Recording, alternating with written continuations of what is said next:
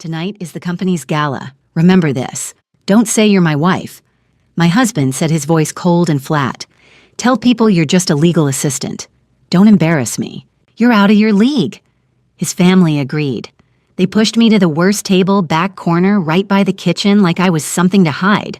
I sat there in silence, watching him stride across the stage, his mistress's arm wrapped around his waist in front of hundreds of guests. He smiled at her, looked at me like I didn't exist, but he didn't know one nod from me to the powerful man watching from across the room, and his whole empire would fall apart. Thank you for staying with me. Comment below, where are you tuning in from? I love hearing from you. A heads up, this story includes some fictional elements crafted for entertainment and insight. Any overlap with real names or locations is purely by chance, but the message I'm sharing, that's meant for you. I appreciate you being here. Going to a high society gala, remember, don't say you're my wife. My husband said, his voice cold and emotionless. Just say you're a paralegal, and don't ever make me lose face. You're not on their level. His family agreed. They seated me at the worst table at the very back, right by the service door, as if my presence was something that needed to be hidden. I sat there in silence, shrinking until I almost disappeared. Then the stage lights came on. A distinguished guest stepped out, and when her eyes landed on me, she froze like she had just realized a truth no one in that room was ready to face. Thank you for staying with me. Comment below, where are you tuning in from? I love hearing from you. A heads up, this story includes some fictional elements crafted for entertainment and insight. Any overlap with real names or locations is purely by chance, but the message I'm sharing, that's meant for you. I appreciate you being here. My name is Sloan Mitchell. I'm 38 years old, and for the past 3 years, I've been living 2 lives. In one life, I'm a senior assistant state's attorney for Cook County. I prosecute felony cases, domestic violence, human trafficking, organized crime. I stand in courtrooms and argue for people who can't fight for themselves anymore. My conviction rate is 94%. I'm good at my job, better than good. In the other life, the one that starts the moment I leave this building, I'm someone I barely recognize. It was late afternoon on a Monday in April, and I was sitting at my desk on the 12th floor of the Richard J. Daley Center, reviewing a case file. The victim was a woman named Lisa Moreno. She'd called the police 4 times in 18 months. Each time she'd refused to press charges. Each time she'd gone back. The 5th time she called her husband, put her in the hospital. I stared at the photos. Fractured cheekbone, broken ribs, bruises in the shape of fingerprints around her throat. The defense attorney was already arguing she'd provoked it, that she was unstable, that the husband was actually the victim here. I closed the file and rubbed my eyes. Another win for the good guys, a voice said from my doorway. I looked up. Michael Foster, one of my fellow prosecutors, was leaning against the frame with a coffee cup in one hand and a case binder in the other. Michael was 42, relentlessly optimistic, and one of the few people in the office who still believed the system could work if you pushed hard enough. The jury came back guilty on all counts, he continued.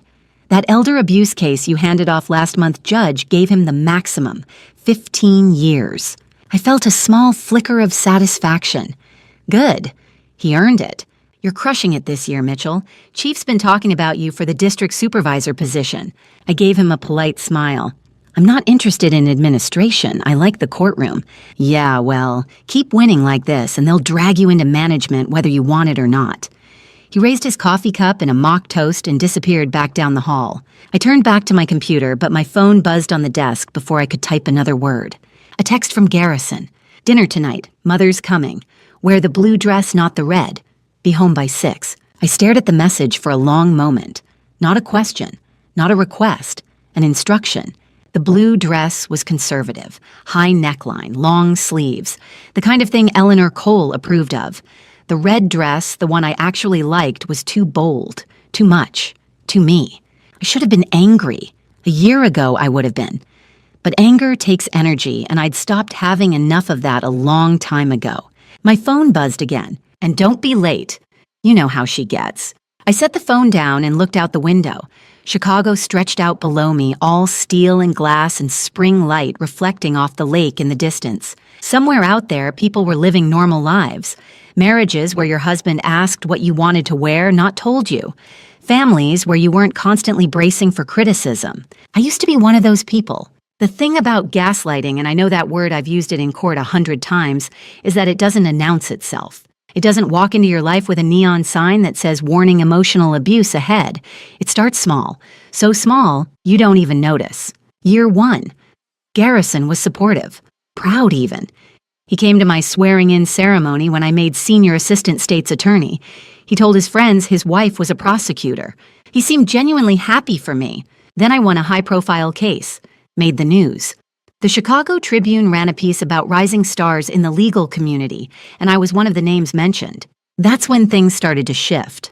"Don't you think you're getting a little too much attention?" Garrison had said one night over dinner. He'd smiled when he said it like it was a joke. "I mean, it's great that you're successful. I just don't want it to go to your head." I'd laughed it off, told him I wasn't worried about that, but the comments kept coming. Small things, gentle corrections. "Maybe you should turn down that interview. You don't want to come across as self-promoting." "Do you really need to work this weekend? People are going to think you're obsessed." My mother thinks it's a little unfeminine to be so aggressive in court. By year 2, I'd started apologizing for my success, making myself smaller at family dinners, staying quiet about my cases when Garrison's colleagues were around. By year 3, I'd forgotten what my own voice sounded like in my own home. I picked up my phone and opened the message again. "Wear the blue dress, not the red. Be home by 6. People always ask how a prosecutor, someone who fights for victims every single day, could end up becoming one herself. They ask it like it's a moral failing, like I should have known better. Here's what they don't understand. It happened so slowly, I didn't see it. One compromise at a time. One small request that didn't seem worth fighting over. One comment that felt easier to accept than to argue against. And by the time I realized I was drowning, I'd forgotten how to swim. I looked down at the case file on my desk. Lisa Moreno's bruised face stared up at me from the photograph. I tell victims to leave. I tell them they deserve better. I tell them that staying won't fix anything, that it will only get worse. But I'd stayed for 3 years. My phone buzzed a third time. I picked it up already, knowing it would be another message from Garrison. But when I looked at the screen, this one was different. Longer. The preview showed the first line and my stomach tightened. I opened it, and everything changed. The second message changed everything. It loaded in sections, a wall of text. Garrison never typed this much unless he was negotiating. My chest tightened before I read the first line. Friday night gala at the Peninsula. Mostly New York hedge fund managers and Goldman's international clients. All finance. Not your Chicago legal crowd. If anyone asks, just tell them you're a senior paralegal. Keep it vague. This deal is worth $50 million to my career. Do not mess this up. I felt the floor tilt. A senior paralegal. Not his wife. Not Sloan Mitchell, senior assistant state's attorney. Not the woman who won 15 felony trials in the past 18 months. Just a paralegal. Anonymous. Convenient. Controllable. My stomach rolled. I pressed one hand against the edge of the desk to steady myself. The other hand, still gripping the phone, started to shake. Garrison was not entirely wrong. Goldman's clients were East Coast finance and international investors. The chance that someone at this gala would recognize a Cook County prosecutor who spent her days handling street-level felonies was low. Low, not zero. But his arrogance had made him blind to the risk. Or maybe he just did not care. Because to him, my entire professional identity was an accessory he could swap out when it no longer fit the occasion. I stared at the screen, typed one word.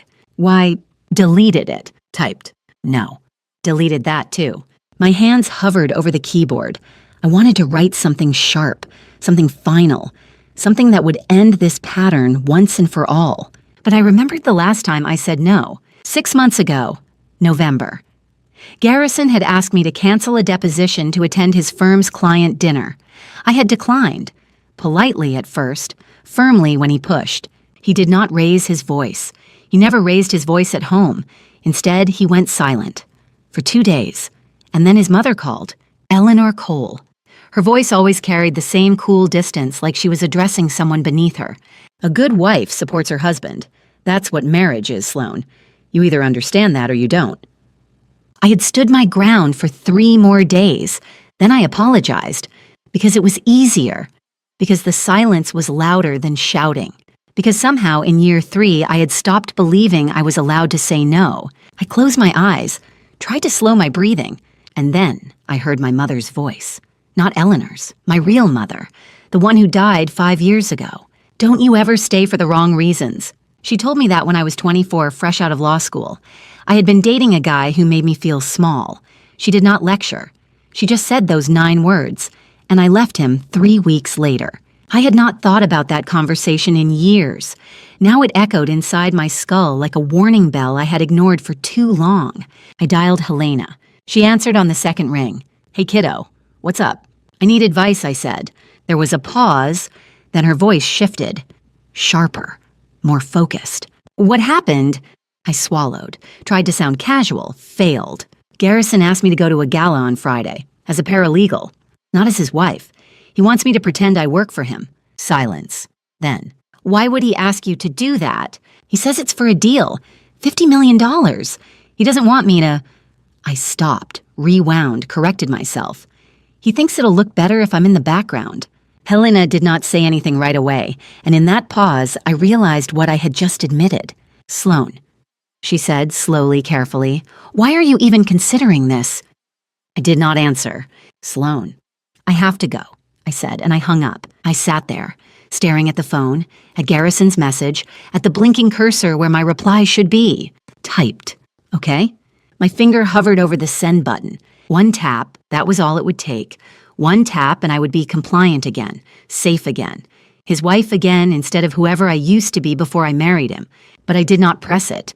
I thought about Lisa Moreno, the woman in the case file, the woman who had stayed, who made excuses, who believed for years that if she just tried harder, loved better, caused less trouble, he would stop. And I thought about the opening argument I had given at her trial 3 weeks ago. She stayed because she believed him when he said it was her fault. She stayed because every time she thought about leaving, he convinced her she was wrong. She stayed because leaving felt more dangerous than staying. The jury convicted him in 40 minutes. And I had gone home that night, poured myself a glass of wine, and congratulated myself on getting justice for another victim. It had never occurred to me that I was describing my own life. I sat there, my thumb still hovering, the word okay staring back at me from the screen. And I thought, not this time, not one more time. But I still did not delete it. I just sat there, frozen, hating myself for hesitating. The door opened. I looked up. Michael Foster stood in the doorway. His usual easy smile faltered the second he saw my face. "You okay?" he asked. "You look like you've seen a ghost." I opened my mouth to answer, and I realized I had no idea what to say. I closed the message thread, set the phone down, forced a smile. "Just a long day." Michael tilted his head, studied me. "You sure? Because you look—" "I'm fine." He did not look convinced, but he did not push. "All right, well, if you need anything—" "I know, thank you." He nodded, stepped back, closed the door. I sat in the silence, staring at my phone, at the unsent reply. And I thought, what happens if I say no? What happens if I delete this message and walk away? What happens if I stop being afraid? I picked up the phone, deleted. "Okay," typed. "We need to talk when you get home." And I pressed send. 2 days after that message, my world turned upside down. It was Wednesday night, April 17th, 3 days before the gala. I was home alone. Again. Garrison was working late. Again. The third time that week. He had sent a text at 6:30 short, clipped no explanation, and I had not bothered to reply. I told myself it did not matter, that I had enough to worry about without tracking his schedule, that I was grateful for the silence. But the apartment felt too quiet, too big. The penthouse we had bought together 3 years ago, 1,200 square feet of floor-to-ceiling windows overlooking Lake Michigan, now felt like a cage with a view. I was looking for my phone charger. I checked the kitchen counter, the bedroom nightstand, the living room coffee table. Nothing. Then I saw it, plugged into the wall near the couch, next to an iPad. I reached for the charger. My hand brushed the iPad. The screen lit up, and I saw it. A notification, a message preview, just 2 lines. "Emma can't wait for tonight. She'll never notice. She never does." My chest locked. I stared at the screen, at the name, at the heart emoji, at the words, "She'll never notice." I picked up the iPad. It was Garrison's. He had left it behind when he rushed out this morning. He never left it behind. The screen was still unlocked. I opened the message thread, and I read 8 months. 8 months of messages, hundreds of them, Photos, late-night texts, plans, promises. I scrolled, my hands shaking, my breath shallow. Emma, March 10th. When are you going to leave her? Garrison, March 10th after Friday's gala. I need her quiet until the deal closes. After that, I'll handle both problems. Both problems. Not my wife, not Sloan, not even her. Both problems. I was a problem. Emma was a problem. Two inconvenient variables in his $50 million equation. I kept scrolling. Emma, February 22nd. Does she know about us? Garrison, February 22nd. She doesn't know anything. She's too busy playing hero at the courthouse. Emma, January 14th. You're sure she won't find out? Garrison, January 14th. Sloan doesn't ask questions anymore. She stopped asking a long time ago. He was right. I had stopped asking. When he started working late, when he stopped touching me, when he looked at me like I was furniture he had grown tired of, I had stopped asking because asking made it real. And as long as I did not ask, I could pretend we were fine. But we were not fine. We had not been fine for a long time. I sat down on the edge of the couch, stared at the screen. At the photo Emma had sent 3 weeks ago, her in a black dress smiling, the caption reading, "Ready for you." And I remembered. 3 years ago, our wedding. Garrison in a gray suit, me in white. His vows. You're the only person I need. I had believed him. I had believed him when he said he wanted to build a life with me, when he said my career mattered, when he said he was proud of me. I had believed him until I did not. And now I was sitting on the floor of our bathroom. I did not remember walking there, crying into my hands, not because of who he was now, but because of who I thought he used to be. The grief came in waves. I cried for the man I married, the one who used to bring me coffee in the morning and ask about my cases, the one who used to kiss me before I left for court and tell me to go win. I cried for the version of myself who had believed that love was enough, that if I just worked hard enough, loved hard enough, stayed quiet enough, he would come back. But he was never coming back, because that man, the one I married, had never existed. Or maybe he had, and he died somewhere between year 1 and year 3. And I had spent the last 12 months living with his ghost. I do not know how long I sat there, but at some point the tears stopped, and something else took over. The part of me that cross-examines witnesses, the part that builds cases, the part that does not flinch when defense attorneys try to rattle me, the prosecutor. I stood up, wiped my face, walked back to the living room, picked up my phone, opened the voice memo app, pressed record. April 17th, 8:47 p.m. I have discovered evidence of an extramarital affair between my husband Garrison Cole and his executive assistant Emma Hartley. The affair has been ongoing for at least 8 months. I have documentation, screenshots, messages. I will not let him walk away from this. I stopped the recording, saved it, labeled it Evidence Log Day 1. Then I went back to the iPad, scrolled further, and that was when I saw it, an attachment, a file Garrison had sent to Emma 2 weeks ago. The subject line read, "Clean this up before Friday." I opened it. It was a spreadsheet, columns of transactions, dates, amounts, transfers between accounts I did not recognize, and at the bottom, a note in Garrison's handwriting. Making $175,000 disappear is easier than you think. Just move it through the offshore account and close the trail by Thursday. My stomach dropped. This was not just an affair. This was embezzlement. Garrison was not just cheating on me. He was stealing from his firm, from Goldman Sachs, from the clients who trusted him with their money. And Emma was helping him. I sat there, staring at the screen, at the numbers, at the dates, at the casual arrogance in his handwriting. And I thought about the gala, 3 days away, the event he needed me quiet for, the event where he would close his $50 million deal built on stolen money and lies. I looked at the calendar on my phone. 3 days until the gala. 72 hours. I opened a new note, started typing. To do. 1. Screenshot every message. 2. Save the financial file. 3. Find a divorce lawyer. 4. Do not let him know I know. My hands were steady now, my breathing even. The grief was still there, but it was buried under something sharper. Clarity. For the first time in 3 years, I knew exactly what I needed to do. I took screenshots, one by one, methodically, 8 months of messages, the affair, the plans, the lies. I saved the financial file, renamed it, uploaded it to my personal cloud, password protected. I created a new folder on my phone, labeled it Evidence, Garrison Cole. And I started organizing. Messages, photos, dates, transactions. Everything. By the time I was finished, it was 9:30. An hour and a half had passed. I had not moved from the couch, but I had built the foundation of a case. Not a criminal case, not yet, but enough. Enough to protect myself. Enough to file for divorce. Enough to make sure that when this was over, I walked away with what was mine.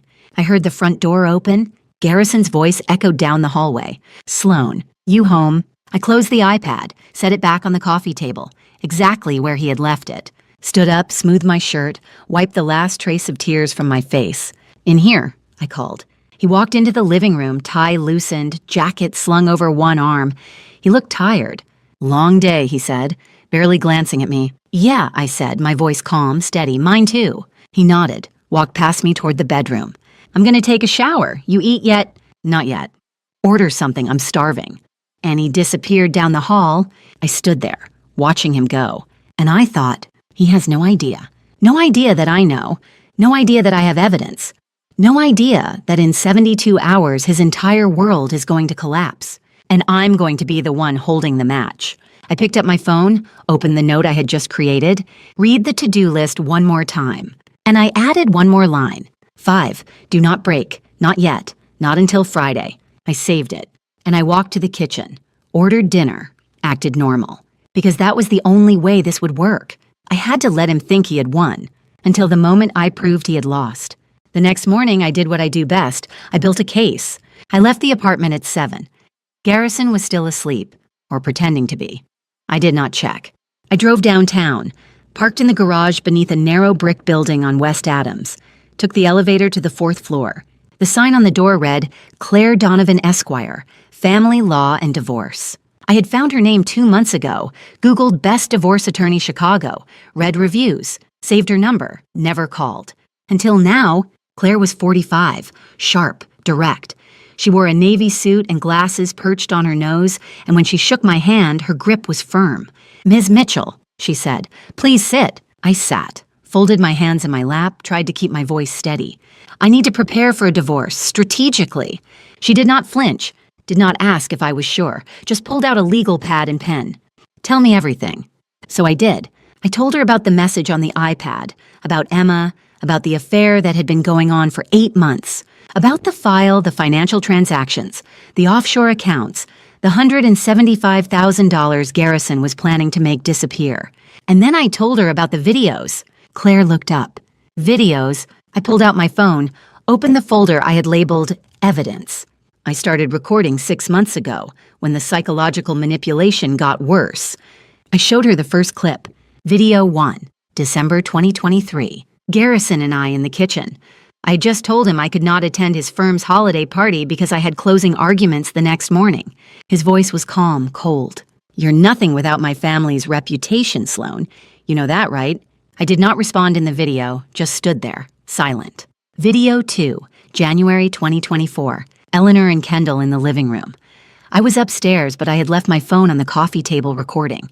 Eleanor's voice smooth and venomous. "She's not really family sweetheart, not the way you are." Kendall laughed. "I know, Mom." Video 3, February 2024. Garrison throwing a case file across the room. I had asked him to stop interrupting me while I was working. He did not yell. He never yelled. He just stared at me and said, "You're lucky I tolerate you."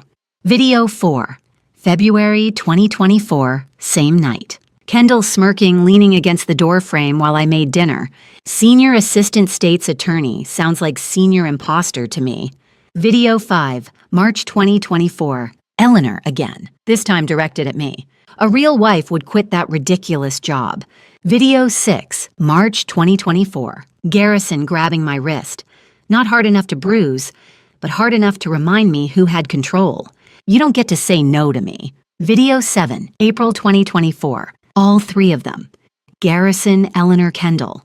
I'd gone upstairs after dinner, left my phone on the mantel. They were laughing, mocking me, imitating the way I spoke, the way I walked, the way I tried to defend myself. Eleanor. She actually thinks she matters. Kendall, she's pathetic. Garrison, she'll do what I tell her. She always does. I stopped the video, looked up at Claire. Her face was unreadable, but her knuckles were white around her pen. How many people know about these? Just you. She nodded slowly. Then, this is abuse, Ms. Mitchell. Emotional, psychological, and based on video 6, potentially physical. I know. Good. She set down her pen, looked at me directly. Because we're going to use every single one of these. Claire leaned back in her chair. Now, the financial file. The embezzlement. That's federal. Goldman Sachs is a federally regulated institution. If your husband is moving money through offshore accounts, that's wire fraud. Money laundering. Possibly more. I nodded. As a prosecutor, you have a duty to report federal crimes. But there's no magic timeline. Courts understand that gathering complete information takes time. You discovered this Wednesday night. Today is Thursday. If you report Monday morning, that's a 4-day window to verify. That's defensible as due diligence. I exhaled. I've already recused myself from any cases involving Goldman Sachs.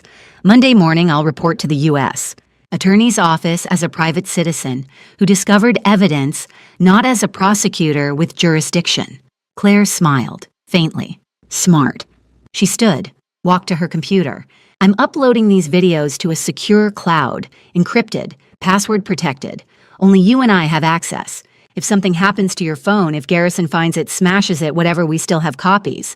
I watched her work, watched the progress bar fill, watched the files transfer one by one, and I felt something I had not felt in months. Control. We talked for another hour. Claire outlined the divorce process. Asset division. Illinois was an equitable distribution state, not community property, which meant the court would divide assets based on fairness, not a strict 50-50 split. Given the abuse, the affair, and the financial crimes, we can argue for a larger share. Maybe 65-70%. I don't want his money. Claire raised an eyebrow. You earned it. You stayed in that marriage. You endured that treatment. Take what's yours. I nodded. Okay. She leaned forward. One more thing. The gala is tomorrow night. You're still going? Yes. Why? I met her eyes. Because I need to see it through. I need to stand in front of him, his family, his colleagues, and I need to know that I can walk away when it's over. Claire studied me for a moment, then nodded. All right, but be careful. Don't confront him. Don't reveal what you know, not yet. Not until we've filed. I won't. Good. Because once you file, there's no going back. I stood, gathered my bag. I know. When I left her office, the sun was high. Noon. The air was cool. Spring in Chicago, still sharp but warming. I walked to my car, unlocked the door, sat in the driver's seat, and I realized my shoulders were back, my spine was straight. For the first time in months, I was not hunched, not curled inward, not trying to make myself smaller. I was standing tall. I drove home, parked in the underground garage, took the elevator up to the 12th floor, unlocked the door. The apartment was empty. Garrison was at work, or with Emma. I did not care which. I walked to the bedroom, opened my laptop, started a new document. Timeline, April 17th to 23rd, 2024. Wednesday, April 17th, discovered affair and financial evidence. Thursday, April 18th, met with divorce attorney, secured video evidence. Friday, April 19th, gala. Attend, observe. Do not reveal knowledge. Saturday, April 20th. Document any additional evidence. Sunday, April 21st. Prepare report for U.S. Attorney's Office. Monday, April 22nd. File report. Begin divorce proceedings. I saved the file, closed the laptop, sat on the edge of the bed. And I thought, I have evidence. I have a plan. I have nothing left to lose. My phone buzzed. Garrison. I stared at the screen, at his name, at the photo I had set 3 years ago, him smiling, his arm around my shoulders, both of us happy. Or pretending to be. I answered. Hi, honey, I said, my voice warm, light, perfectly normal. Hey, just wanted to check you're still good for Friday, right? The gala. Yes, I'm ready. Good. Wear the blue dress, not the red one, blue. Of course. See you tonight. See you tonight. I hung up, set the phone down on the nightstand, and I smiled. Not because I was happy, but because he had no idea. No idea that I knew. No idea that I had evidence. No idea that in 72 hours his entire world was going to collapse. and I was going to be the one holding the match. The night before the gala, I could not sleep, so I went to the place where I could think most clearly. My office, 12th floor, Daily Center. The building was quiet at 10 o'clock on a Thursday night. Most of the lights were off. The hallways were empty. Just me and the security guard downstairs who had nodded when I swiped my key card. I unlocked my door, stepped inside, closed it behind me. The city stretched out beyond the window, Chicago at night, 1,000 lights, 1,000 lives, and me, alone. I sat down at my desk, did not turn on the lamp, just sat in the dark, staring at the ring on my left hand. The engagement ring was platinum, simple, elegant, a single diamond, 1 carat, not too big, not too small, exactly what I would have chosen for myself. Garrison had proposed 3 years ago, spring, Lincoln Park. The cherry blossoms were in bloom. He got down on one knee, said all the right words. I love you. I want to build a life with you. You're the only person I need. I had believed him. I had believed him when he said he loved my ambition, when he said he wanted a partner, not a trophy, when he said we would be equals. I had believed him for 6 months, 6 months of happiness, or what I thought was happiness. But even then there were signs. I remembered one night, early in our marriage, we were at dinner. I had just been promoted to senior assistant state's attorney. I was telling him about the case I was working on, a fraud case, high profile, the kind that could make a career. He smiled, reached across the table, took my hand. I love your ambition, Sloan. Just don't be more ambitious than me, okay? I had laughed. He was joking, right, but he was not laughing. And I realized in that moment that it was not a joke. It was a warning. I stared at the ring. Had any of it been real? The proposal, the vows, the promises? Or had I just been a prop, a well-educated, respectable woman he could parade in front of his family and his colleagues? Someone who looked good on paper, someone who made him look good, someone who would not ask too many questions. I thought about the last 3 years. The dinners where I sat silent while Eleanor criticized everything I did. The galas where Garrison introduced me as my wife, the prosecutor, like it was a novelty, a quirk, something to mention once and then forget. The nights I came home late from court exhausted, and he did not ask how my day was, did not ask if I won, did not ask anything. The mornings I woke up next to him and felt like I was sleeping next to a stranger. The slow, quiet erosion of myself. The way I started second-guessing my words. The way I started dressing to please him. The way I started shrinking. 3 years. 3 years of becoming smaller, quieter, less. And for what? For a man who was cheating on me. Stealing from his firm. Planning to leave me the moment his deal closed. For a man who had never loved me at all. I felt tears on my face. I did not bother wiping them away. I was not crying for him. I was crying for me. For the woman I used to be. The woman who walked into courtrooms and did not flinch. The woman who believed she could have a career and a marriage. The woman who thought love meant partnership. That woman was still here, somewhere, buried under 3 years of gaslighting and manipulation. But she was coming back. I remembered something Dr. Warren had said.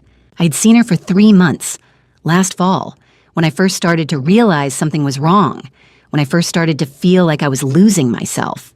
Garrison had not wanted me to go, said therapy was for people who could not handle their problems, said I did not need it, said I was being dramatic. But I went anyway. Dr. Warren was kind, patient. She did not tell me what to do, she just asked questions. And one day near the end of our last session, she said, "You can grieve what you've lost while still choosing to save yourself." I had not understood it then, but I understood it now. I pulled off the ring, set it on the desk in front of me, stared at it. It felt lighter than I expected, like it had never really belonged to me at all. I opened the bottom drawer of my desk, placed the ring inside, closed the drawer, and I whispered, "Tomorrow I stop grieving things that never existed." I opened my laptop. The screen glowed in the dark. I typed an email. To helena.winters@sbcglobal.net, subject tomorrow. Helena, I need you at the gala tomorrow night. The Peninsula, Chicago, 7 p.m. I'll explain everything in person. Please trust me. Sloan. I hesitated, my finger hovering over the send button. Then I clicked. The email disappeared, sent. I stared at the screen, waiting. 30 seconds later, a reply appeared. From helena.winters@sbcglobal.net. Subject, read tomorrow. I'll be there. What's happening? I closed the laptop without responding. She would find out tomorrow. Everyone would find out tomorrow. I stood up, walked to the window, looked out at the city. Somewhere out there, Garrison was with Emma, or maybe he was home, asleep, unaware that his life was about to implode. Somewhere out there, Eleanor was planning her entrance, her dress, her perfect performance. Somewhere out there, Kendall was rehearsing her smirk. And tomorrow night, I was going to stand in front of all of them, and I was going to tell the truth. Not because I wanted revenge, but because I wanted my life back. My phone buzzed. A text, Garrison. I unlocked the screen, read the message. Garrison, remember. Paralegal. Don't embarrass me. I stared at the words. Don't embarrass me. Not I love you. Not I'm looking forward to seeing you. Not thank you for coming. Just don't embarrass me. I typed a response. Sloan, I won't embarrass you, I promise. I hit send, and I smiled, because I was not lying. I was not going to embarrass him. I was going to destroy him. I picked up my coat, turned off the lights, locked the door behind me, walked down the empty hallway, down the elevator, through the lobby, past the security guard who nodded again, out into the cool night air. The city was quiet, the streets were empty, the sky was dark, and for the first time in 3 years, I felt like I could breathe. Tomorrow I would walk into that ballroom. I would wear the blue dress Garrison had chosen. I would smile. I would shake hands. I would play the role he wanted me to play. Until I did not. Until I stood up and I spoke. And I told everyone exactly who Garrison Cole was. Not the golden boy. Not the success story. Not the man with the perfect family and the perfect career. The cheater, the thief, the liar. And when it was over, when the dust settled and the truth was out, I would walk away. Not broken, not defeated, but free. I got into my car, started the engine, drove home. And I thought, 3 years. 3 years of making myself small for a man who was never worthy of me. Not anymore. Tomorrow I take my life back. Friday night came faster than I expected. Helena picked me up at 6:30. I was standing in the lobby of my building when her car pulled up. A black sedan. Simple. Elegant. The driver stepped out, opened the back door, and Helena looked up at me from the seat. She was 72. Silver hair swept into a low bun. Navy dress with a silk shawl. Pearl earrings. She looked exactly like what she was, a woman who had spent 30 years on the bench and was not intimidated by anyone. I slid into the seat beside her. She looked at me for a long moment, her gaze sharp, assessing. You look different tonight, she said quietly, very calm. I nodded. I'm done being afraid. She did not ask what I meant, just reached over and squeezed my hand. Good. The peninsula was 15 minutes away, Michigan Avenue, the heart of the Magnificent Mile. We pulled up to the entrance at 7 o'clock exactly. Valet attendants in black jackets, red carpet, spring evening air, cool but not cold, the kind of night that felt like possibility. I stepped out of the car, smoothed my blue dress, the one Garrison had chosen. Simple. Conservative. Forgettable. Perfect. Helena stepped out beside me, offered her arm. Shall we? I took it, and we walked inside. The ballroom was on the rooftop, 26th floor, floor-to-ceiling windows. The Chicago skyline stretched out beyond the glass, 1,000 lights against the darkening sky. The room itself was breathtaking. Crystal chandeliers, white linens, centerpieces of orchids and roses, a stage at the far end with a podium and a screen displaying the Goldman Sachs logo. A banner hung above the entrance. Goldman Sachs Annual Charity Gala honoring excellence. Over 200 guests, men in tuxedos, women in gowns, champagne flutes, laughter, the hum of wealth and power. I paused just inside the doorway, let my eyes sweep the room, and I understood Garrison's fatal miscalculation. The name tags. I could see them from here. Clipped to lapels and clutches, discreet but legible. J.P. Morgan, Executive Vice President, Citadel Portfolio Manager, Blackstone Managing Director. All finance, all Manhattan, all people who did not follow the cases being tried in Cook County courthouses. That was what Garrison had counted on. He had assumed this was his world, that these were his people, that no one here would know who I really was. But he was wrong. Because standing near the bar, glass of wine in hand, laughing with a cluster of older men, was Senator Diana Mercer, former federal prosecutor, 20 years in the U.S. Attorney's Office before she ran for the Illinois State Senate. She had spoken at a prosecutor's conference 2 years ago. I had been in the audience. She had quoted one of my cases in her speech. She knew exactly who I was. Garrison's fatal mistake believing his world was the only world in this room. I felt Helena's hand tighten on my arm. Sloan. I blinked, looked at her. I'm fine. She did not look convinced, but she did not press. We stepped further into the room, and that was when Garrison saw us. He was standing near the stage, talking to a group of men in tuxedos, laughing, confident, the golden boy in his element. Then his eyes landed on Helena. His smile froze, just for a second, just long enough for me to see the flicker of confusion, of irritation. He had not expected her to be here. He excused himself from the group, walked toward us, his smile back in place. Smooth, charming, fake. Darling, he said. Leaned in, kissed my cheek. His hand on my waist just a little too tight. Then he turned to Helena. Judge Winters, what a surprise. Helena's expression did not change. Cool, polite, unmoved. Sloan invited me. I hope that's not a problem. Garrison's jaw tightened, just slightly. Of course not, always a pleasure. He turned back to me, his smile still in place, but his eyes were cold. May I speak with you just for a moment? He did not wait for an answer, just took my elbow and guided me a few steps away from Helena. His voice dropped, low, controlled, angry. What is she doing here? Why aren't you at table 12? Table 12. The back of the room. The table for staff and assistants and people who did not matter. I looked up at him, met his eyes, kept my voice calm. I'll go, but first let me say hello to your family. He blinked. What? Your mother, your sister. I haven't seen them yet. His hand tightened on my elbow. Sloan.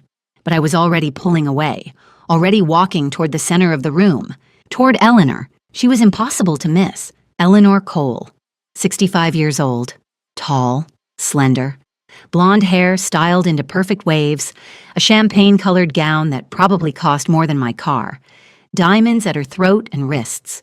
She was standing near the bar holding court. 3 women clustered around her, laughing at something she had said. Beside her stood Kendall, 29, Garrison's younger sister.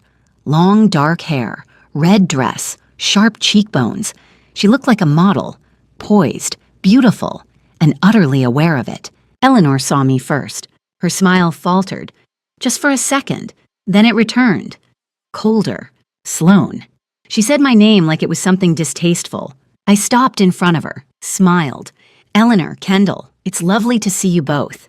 Kendall looked me up and down, smirked. That's the dress Garrison picked. Yes. Eleanor sipped her champagne, her eyes never leaving mine. How surprising to see you looking so confident tonight. The words hung in the air. Not a compliment, not even close. A challenge. I held her gaze. Did not look away, did not flinch. Thank you, Eleanor. I feel confident. Her smile tightened. Good. Let's hope you have reason to be. I felt Garrison behind me, his hand on my shoulder, firm. Sloan, table 12. I turned, looked up at him, and I smiled. Of course. I nodded to Eleanor, to Kendall, to Helena, who was watching from across the room, and I walked toward table 12.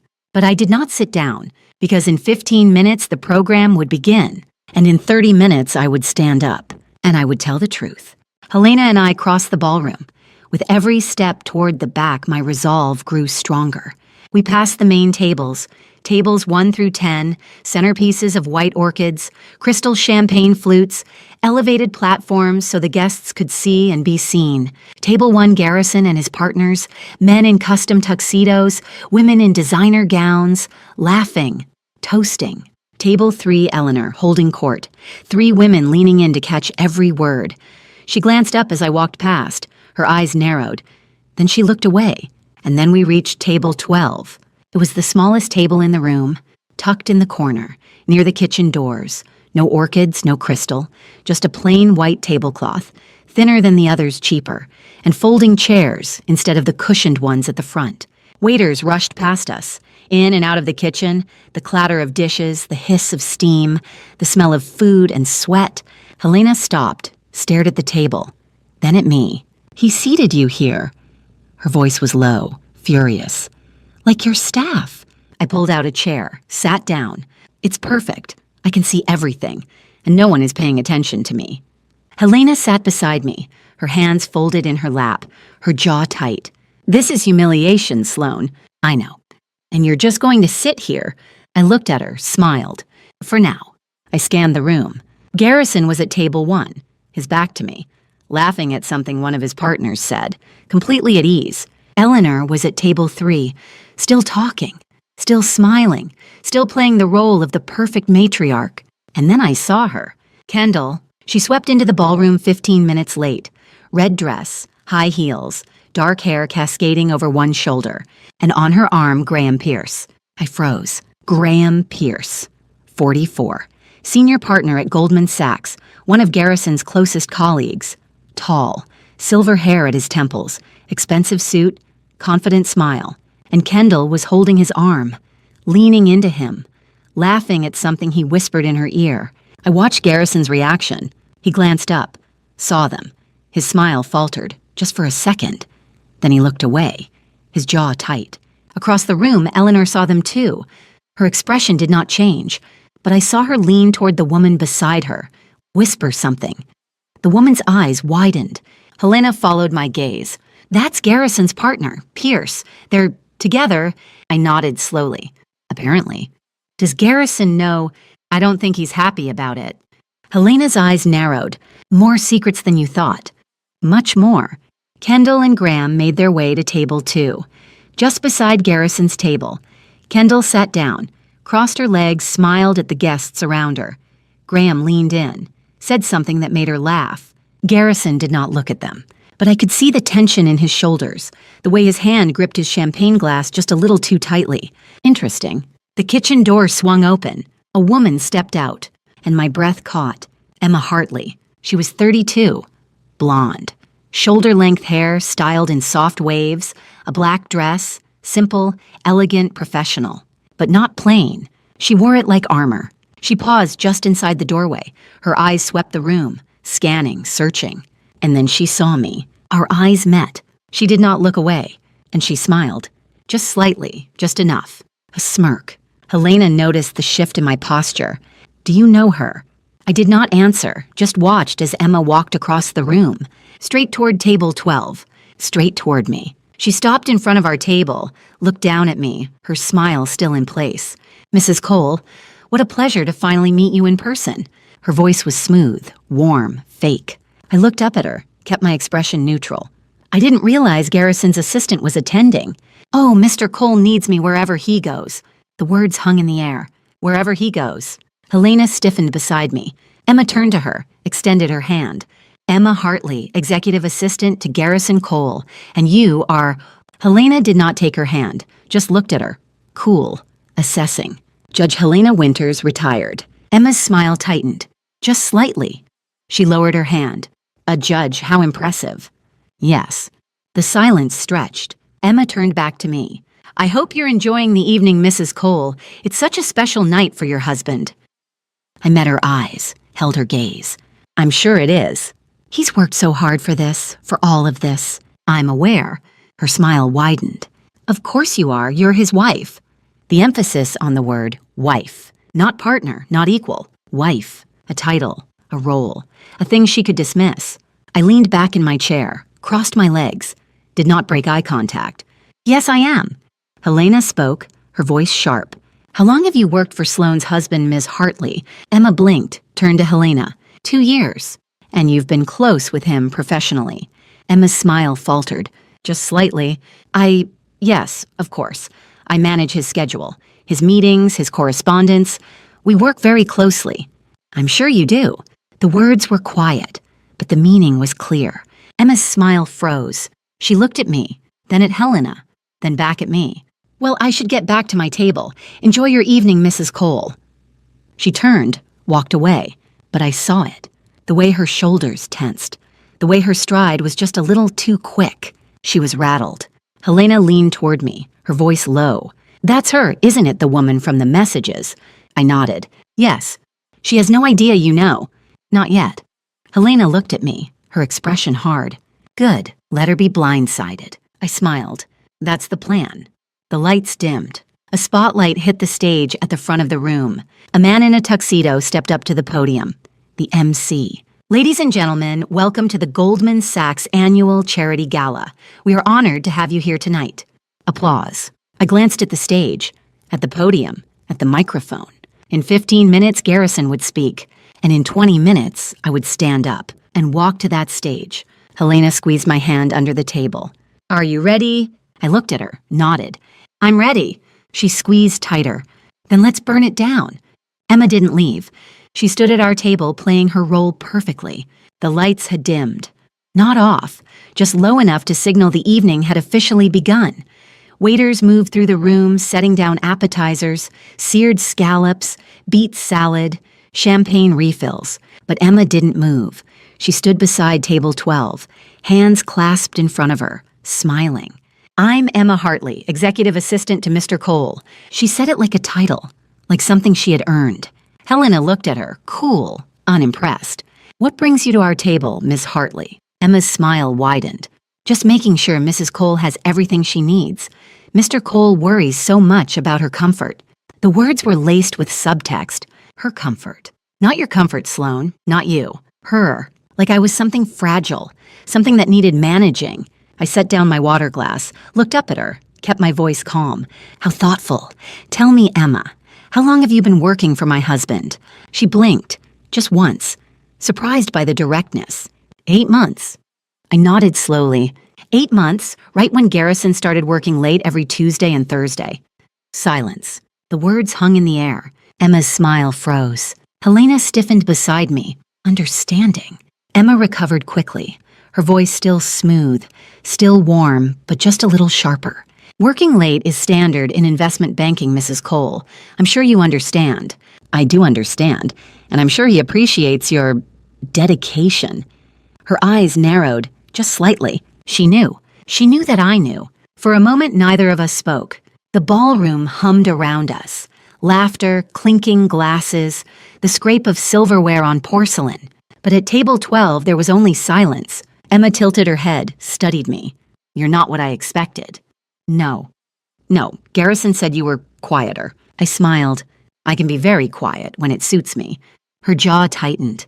Well, I should... Emma. Garrison's voice. Low. Controlled. He appeared behind her, his hand on her elbow, firm. They need you at the registration desk. It was not a request. Emma glanced at him, then at me, then back at him. Of course.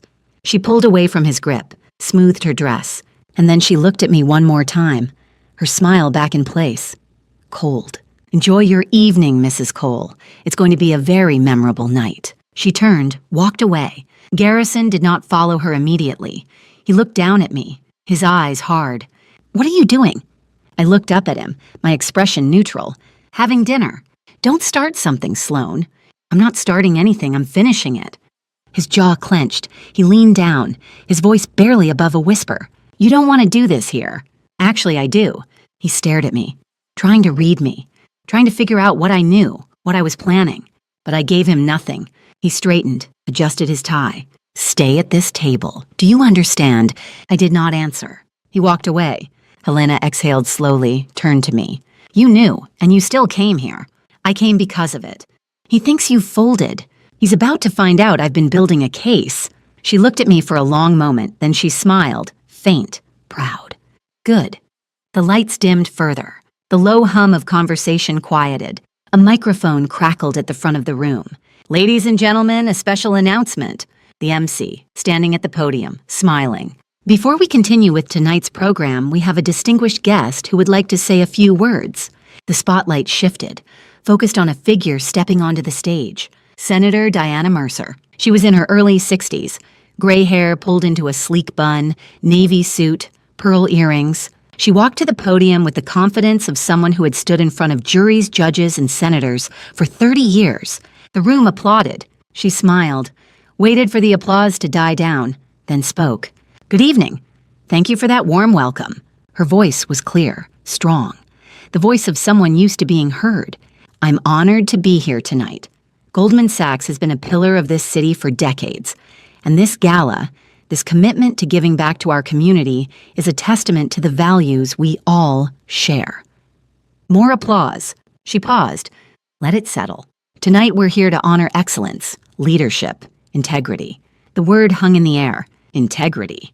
I felt Helena's hand tighten on mine under the table. Senator Mercer continued. And it is my privilege to introduce a man who embodies all of those qualities. A man who has dedicated his career to building something meaningful.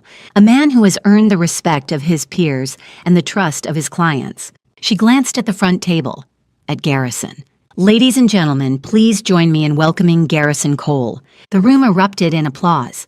Garrison stood, buttoned his jacket, smiled, waved. He walked to the stage, shook Senator Mercer's hand, stepped up to the podium. The applause continued. He waited, patient, gracious, and then he spoke. Thank you, Senator. That's incredibly kind. His voice was smooth, warm, charming. The voice of a man who had spent his life convincing people to trust him. I'm humbled to be here tonight, surrounded by colleagues, friends, and family. He glanced toward Eleanor's table, smiled. This evening is about more than business. It's about community. It's about giving back. It's about building a legacy we can all be proud of. Applause. He was good. I had to give him that. He was very, very good. Over the past year, we've worked hard to close one of the most significant deals in this firm's history. A $50 million investment that will create jobs, strengthen our economy, and secure our future. More applause. He paused, let it build. But none of this would have been possible without the support of the people in this room. My partners, my team, my family. He looked toward table 12, at me. My wife. The spotlight shifted, landed on me. 200 faces turned to look. I sat perfectly still, hands folded in my lap, expression neutral. Garrison smiled. Sloane has been my rock, my partner, my greatest supporter. I couldn't have done any of this without her. The words were smooth, rehearsed, fake. The applause was polite, scattered. The spotlight lingered, and I realized this was it. This was the moment. He had just put me in front of 200 people, acknowledged me, elevated me. He thought he was honoring me, but what he had actually done was give me the floor. I stood up. Helena's hand shot out, grabbed mine. Sloane, it's time. I pulled away, stepped out from behind table 12, and I started walking toward the stage. The room went quiet. Garrison's smile faltered, just slightly. Sloane, but I didn't stop. I walked past table 10, table 8, table 5.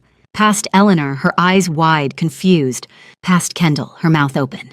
Past Emma, her face pale. I walked straight to the stage, climbed the steps, stood beside Garrison, looked out at the room. 200 faces staring. Senator Mercer, still on the stage, looked at me, curious. Garrison leaned toward me, his voice low, controlled, furious. What are you doing? I turned to him, smiled. Finishing what you started, and I took the microphone.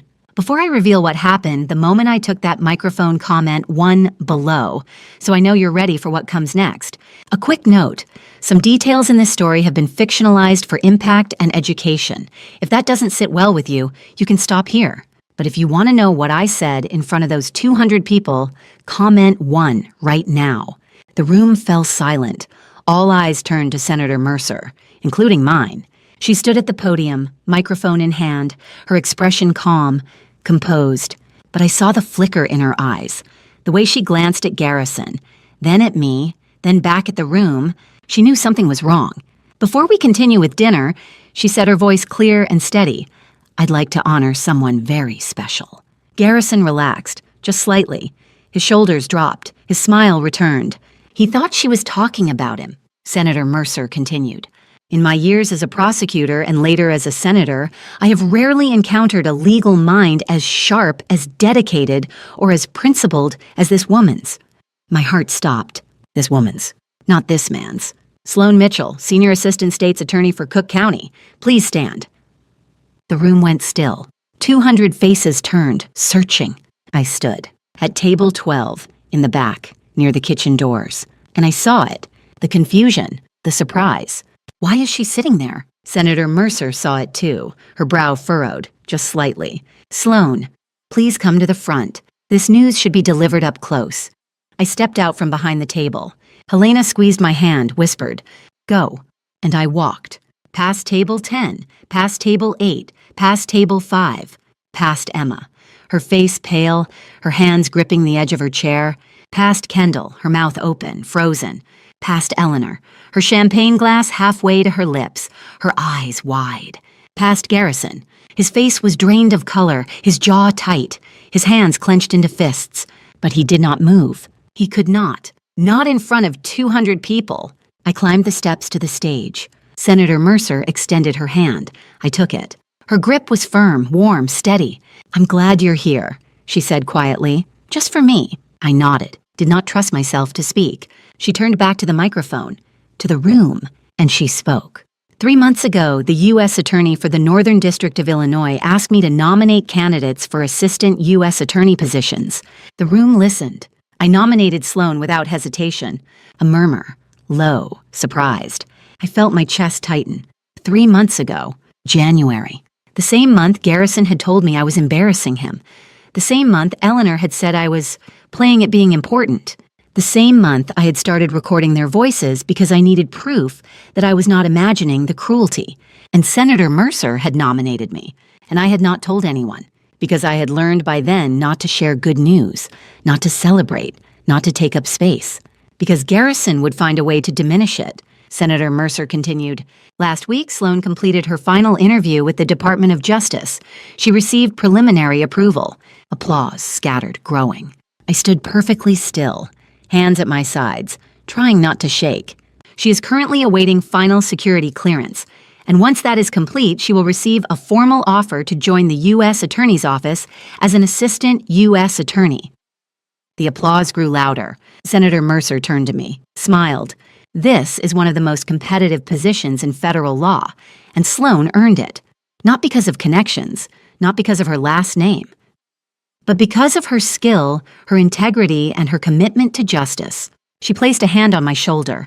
"Tonight, I publicly acknowledge what the legal community already knows. Sloan Mitchell represents the best of Chicago justice." The room erupted in applause, standing ovation, from the tables in the front, from the attorneys, the judges, the prosecutors, people I had worked with, people I had tried cases in front of, people who knew me, not as Garrison's wife, but as Sloan Mitchell. I felt tears sting my eyes, blinked them back. Senator Mercer leaned toward the microphone, her voice cutting through the applause. And I must say, she looked toward Garrison's table, her expression hardening. Talent deserves to be recognized, regardless of who someone is married to. The applause faltered, just slightly, a ripple of confusion. Senator Mercer turned back to me, her hand still on my shoulder. "This woman is a credit to the Chicago legal system." Then she paused, looked at me, looked at table 12, her brow furrowed. "But I have to ask Sloan." She gestured toward the back of the room. "Why are you seated at table 12 next to the service door?" Silence. Absolute silence. 200 people, waiting. Senator Mercer's eyes searched mine. Did something happen? I looked out at the room, at Garrison, his face pale, his jaw clenched. At Eleanor, her champagne glass still frozen halfway to her lips. At Kendall, her smirk gone. At Emma, her hands trembling. At Helena, her eyes fierce, proud. "Tell them." I turned to Senator Mercer.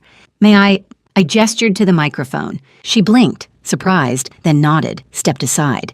I took the microphone, felt its weight in my hand, looked out at the room. 200 faces, waiting, and I made a choice. The truth. "Thank you, Senator, for the nomination, for the recognition, for believing in me when—" My voice cracked, just slightly. I steadied myself. When I had stopped believing in myself, the room was silent.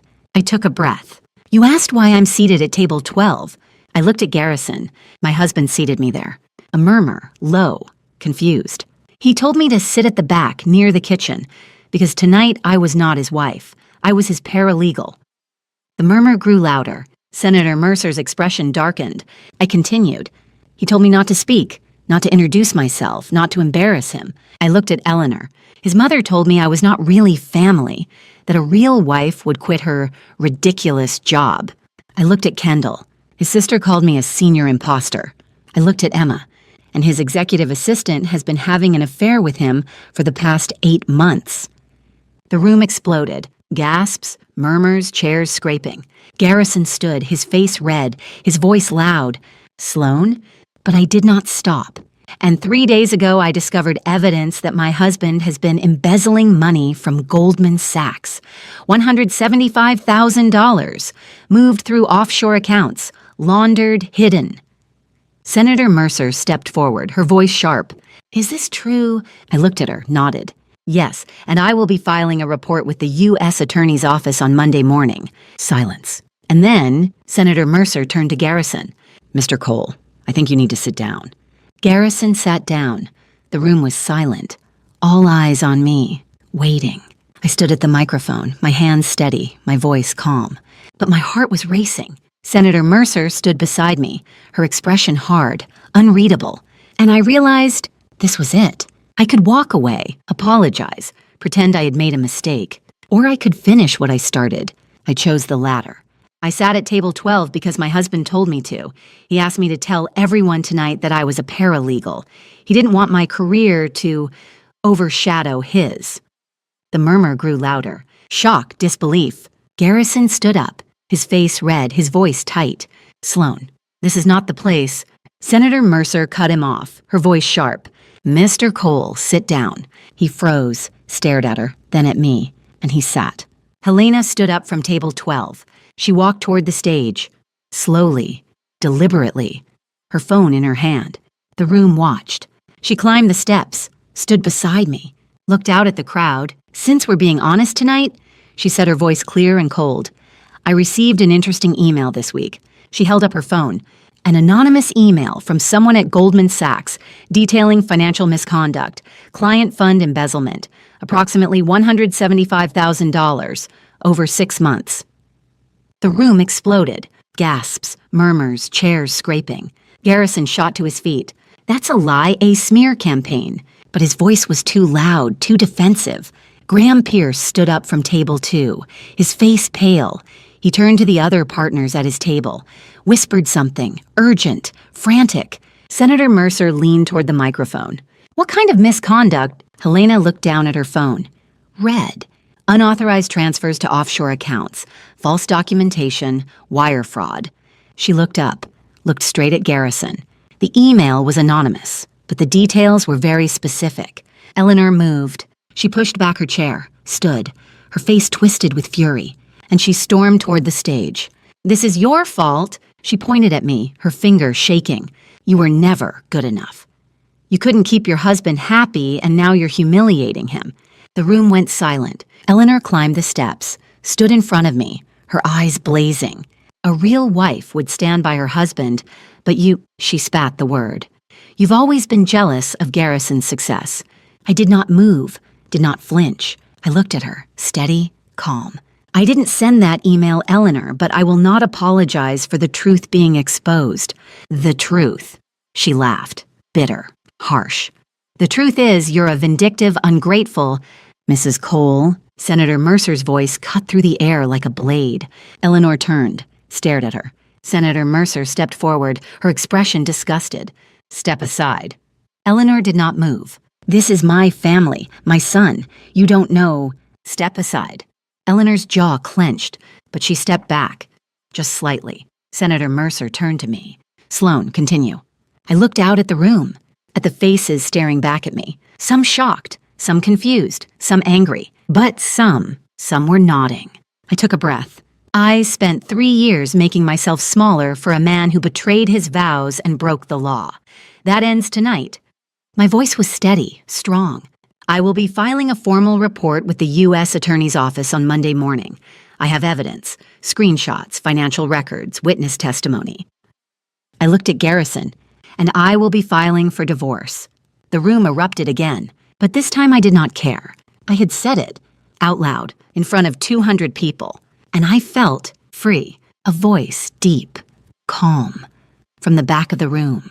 It ends because I'm going to end it. Everyone turned. A man stepped forward, tall, gray hair, navy suit, glasses.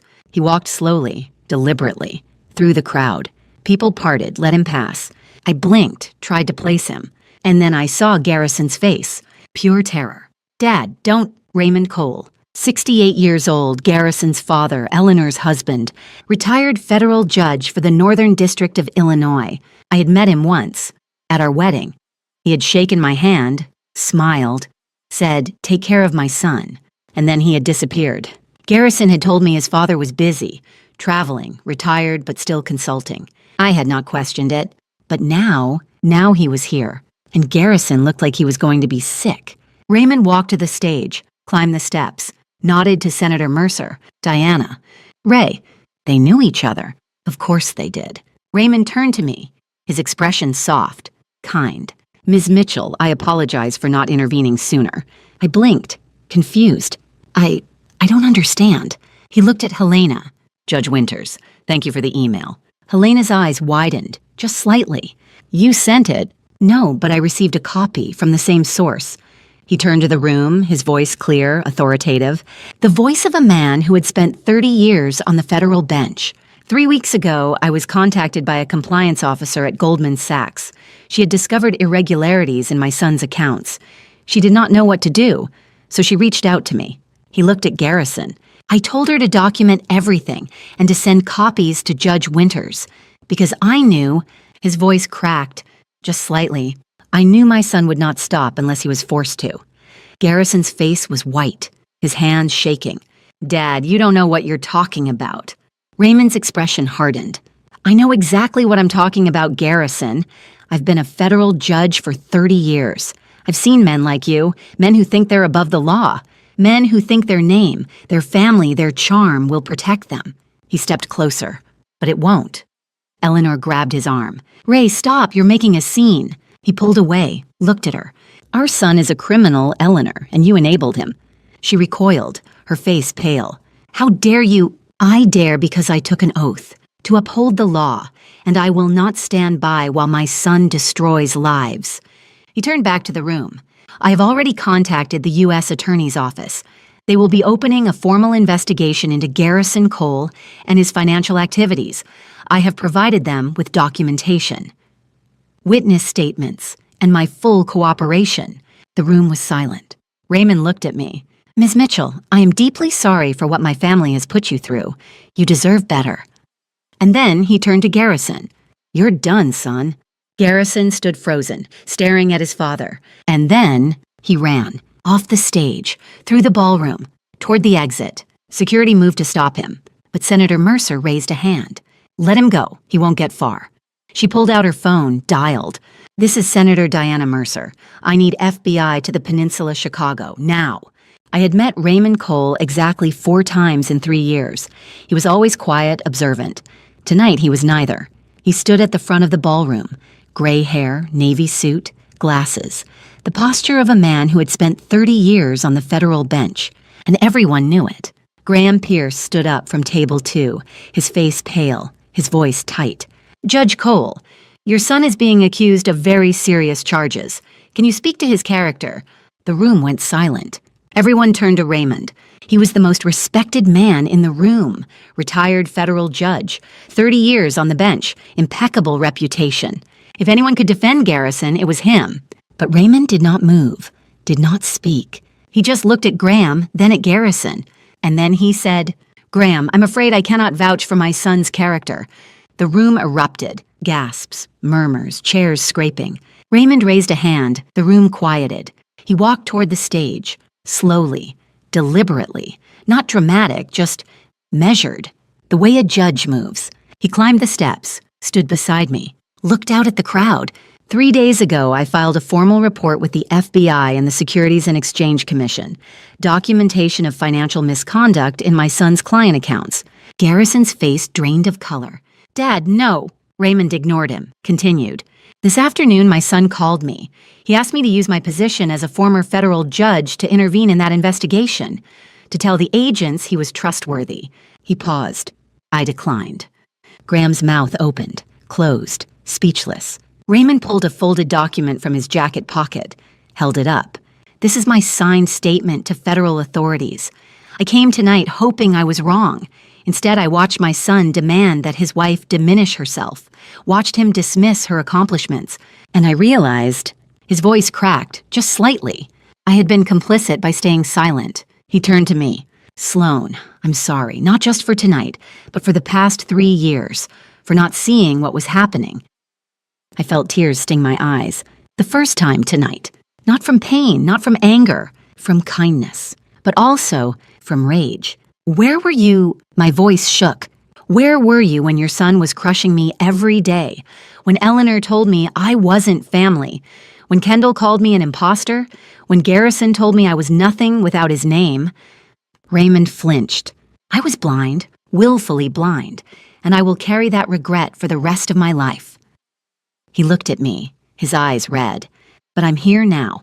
Garrison stepped forward, his voice desperate. Sloan, please, we can fix this. We can... No. I looked at him, steady, calm. I will never go home with you again. His face crumpled. Sloan, you betrayed me. You stole from your clients. You asked me to lie, to disappear, to become nothing. I took a breath. I'm done. Senator Mercer stepped forward. Mr. Cole, I suggest you leave. Security can escort you if necessary. Garrison looked around, at the 200 faces staring at him, at his partners, their expressions cold, distant, at Eleanor, her face pale, her champagne glass still in her hand, at Kendall, silent, frozen, at Emma, standing in the shadows near the exit, her face unreadable. No allies, no one. He turned, walked toward the exit, alone. The room watched him go, and then applause, quiet at first, then louder. Not for Garrison, for me, for Raymond, for the truth. I stood on the stage, my hands shaking, my legs weak. Helena climbed the steps, took my hand. You did it. I nodded, could not speak. Senator Mercer placed a hand on my shoulder. The FBI will be here shortly. They'll need your statement. But for now, she looked at Raymond. Thank you, Ray, for doing the right thing. Raymond nodded, his jaw tight. I should have done it sooner.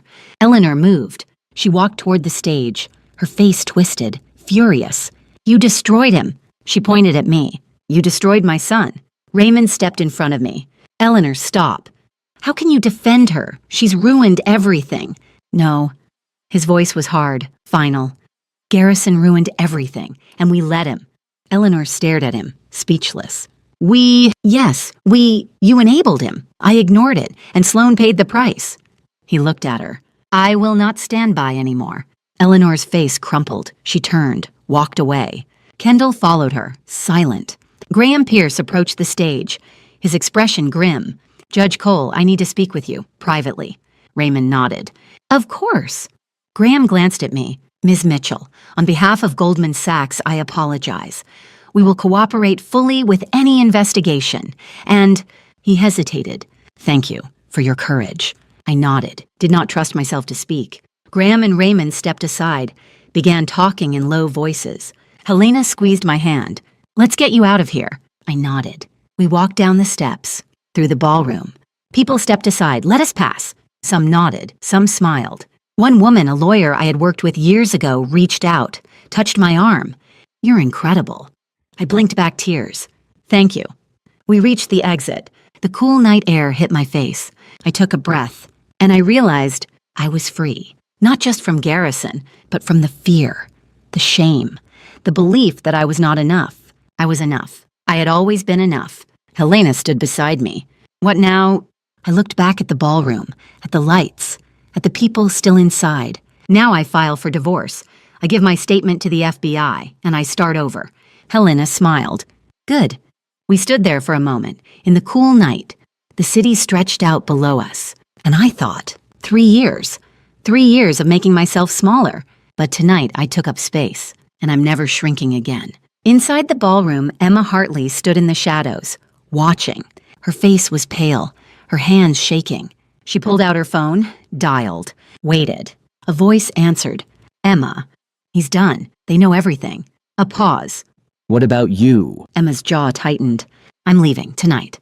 Where will you go? She looked back at the ballroom, at the stage where Sloan had stood, where Garrison had fallen. Somewhere he can't find me. She hung up, turned, walked toward the exit, and disappeared into the night. After Garrison left the ballroom filled with whispers, some guests left immediately. Others stayed out of morbid curiosity. The gala continued, awkwardly, uncomfortably. Waiters cleared plates. The lights stayed dim. The music, soft jazz, played on. But no one danced. Senator Mercer approached me, took my arm gently. Let's step aside. We moved to the edge of the stage, away from the crowd. She looked at me, her expression serious. I'm sorry you had to go through that, but I meant what I said. The AUSA nomination stands. I blinked. You still want me? Of course. You just showed more integrity in 30 minutes than most lawyers show in a lifetime. She squeezed my arm. Take time to process this. But when you're ready, the U.S. Attorney's Office will be waiting. I nodded, my throat tight. Thank you. She smiled, faint, warm. You're going to be an excellent federal prosecutor, Sloan. Raymond approached, his hands in his pockets, his expression tired. Sloan, if you need anything legal support housing a witness for the divorce, I'm here. I looked at him. This man I had met 4 times in 3 years. This man who had just publicly disowned his son. I appreciate that, but I need distance from the Cole family right now. He nodded, understanding. Except you, I added quietly. Maybe, later. His eyes softened. I'll give you space, but know that my door is always open. He turned to leave, then stopped. For what it's worth, you deserved better, from all of us. I did not respond, just watched him walk away. Helena appeared beside me. Let's get you out of here. I nodded, grateful. We walked through the ballroom, through the crowd.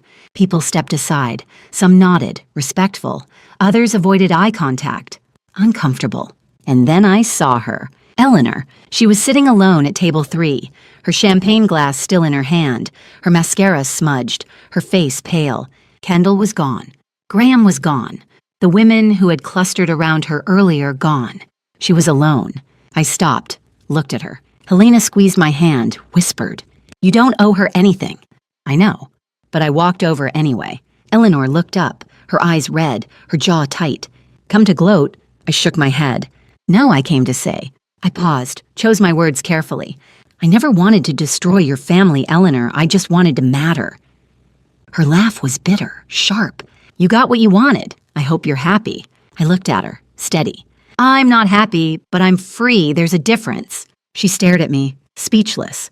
I turned, walked away, and I did not look back. We reached the lobby, the elevator, the cool night air, and that was when I saw her, Emma.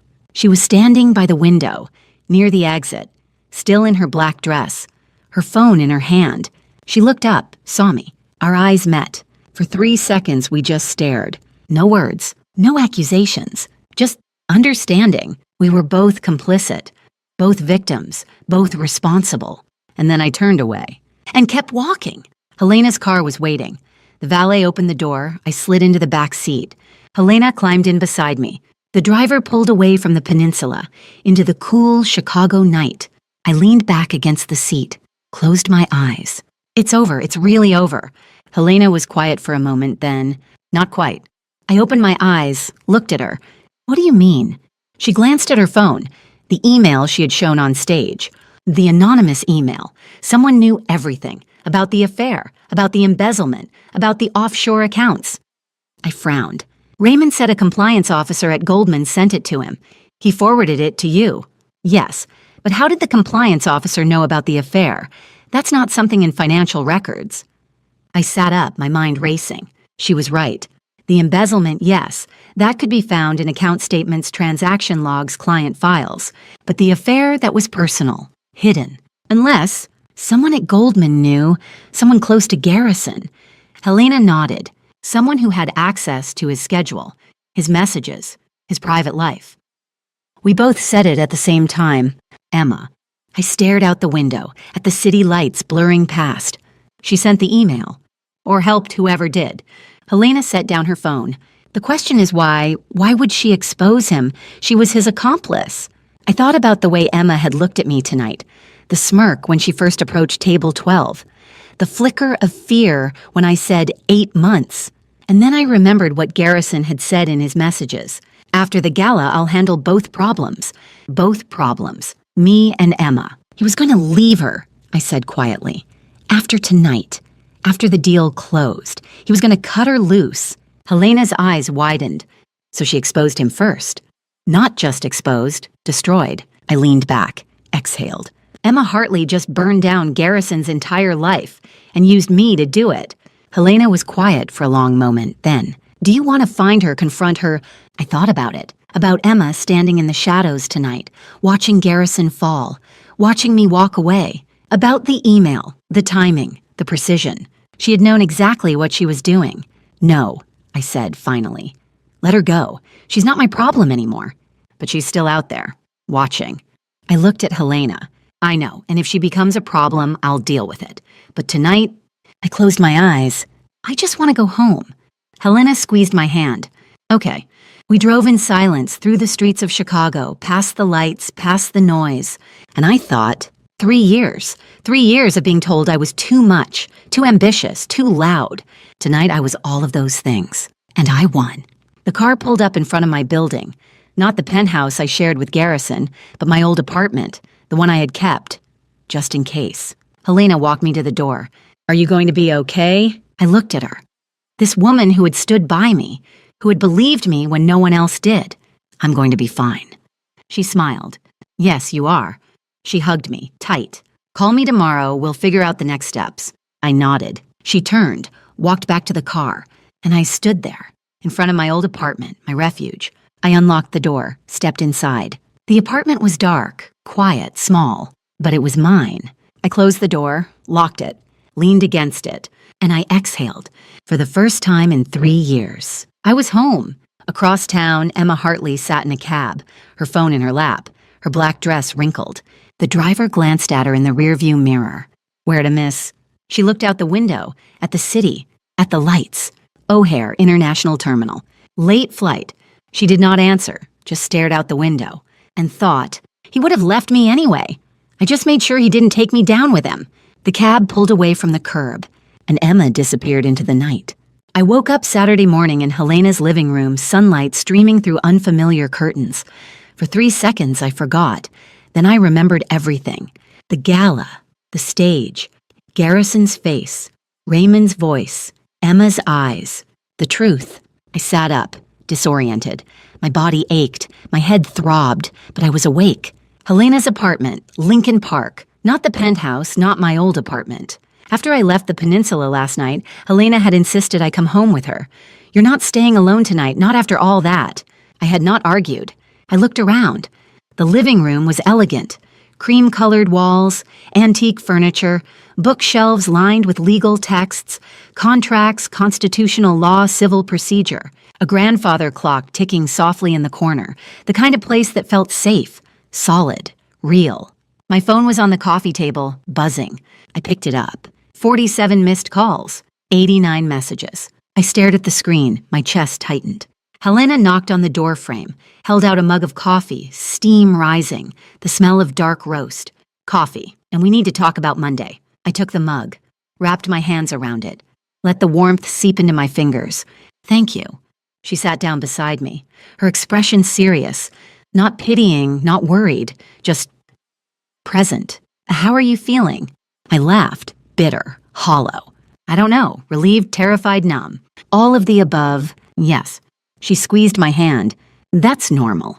I opened my phone, scrolled through the messages, my thumb moving automatically, names blurred together. Michael Foster, whole office is talking, everyone's proud, boss wants to see you Monday. Claire Donovan, call me ASAP, need to discuss next steps. Unknown number, is it true, did Garrison really embezzle? Another unknown number, you're brave. Thank you for speaking out. Another, how could you destroy your husband like that? I closed my eyes, took a breath, let the coffee mug warm my palms, and then I saw it. Garrison Cole, blocked contact, 23 attempted calls. He had tried to call me 23 times. 23. I set down the phone, my hands steady, my heart calm. He could call 1,000 times. I would not answer. Claire called at 9:15. I answered on the second ring. Claire. Sloan. Good. You're up. I'm filing the divorce petition Monday morning. 9 a.m., Cook County Circuit Court. Do you need an emergency protective order? What? I hesitated. I don't think so. He's humiliated, not dangerous. A pause. I think. Claire's voice was firm, professional, no room for doubt. If you feel unsafe at any point, call me immediately. I can have an order in place within hours. Do not hesitate. Okay. Good, now the financial crimes. You need to report Monday afternoon. U.S. Attorney's Office, Northern District, 2 p.m. sharp. Okay. Remember. Her voice dropped. Serious. Deliberate. You report as a citizen who discovered evidence, not as a prosecutor with jurisdiction. You've already recused yourself from any Goldman-related cases. You're clean. This is personal, not professional. I understand. Good. I'll see you Monday, 9 a.m., my office. We'll review everything before we file. She hung up. I stared at the phone for a moment, then I opened my laptop, created a new document. Discovery timeline for legal record. I typed slowly, carefully, each word deliberate. April 17, 2024, discovered evidence of affair and financial misconduct. April 18, 2024, documented evidence. Met with divorce attorney, secured copies. April 20th, 2024, public disclosure at Charity Gala. April 23rd, 2024, Monday, will report to U.S. Attorney's Office. Reason for timeline. Ensuring evidence was credible, complete and verifiable. Due diligence required time to gather documentation and consult legal counsel. I saved the file, backed it up to the cloud, password protected, encrypted. And I exhaled. My phone buzzed again, another message. Michael Foster, link to local legal blog. You should read it. I clicked the link. Prominent Goldman Sachs banker accused of embezzlement at Charity Gala. A dramatic confrontation at Friday night's Goldman Sachs annual Charity Gala has left Chicago's legal and financial communities reeling. Garrison Cole, 41, a senior associate at the investment firm, was publicly accused of embezzlement and infidelity by his wife, a lawyer with the Cook County State's Attorney's Office. Details remain scarce, but multiple witnesses confirm the allegations were made in front of over 200 guests, including U.S. Senator Diana Mercer. I stopped reading. Helena sat down beside me, her coffee cup in her hand, her gaze steady. They're going to dig. You know that, right? I know. Your name will be everywhere by Monday. Reporters, bloggers, social media. I know. She looked at me, studied my face. Are you ready for that? I thought about it.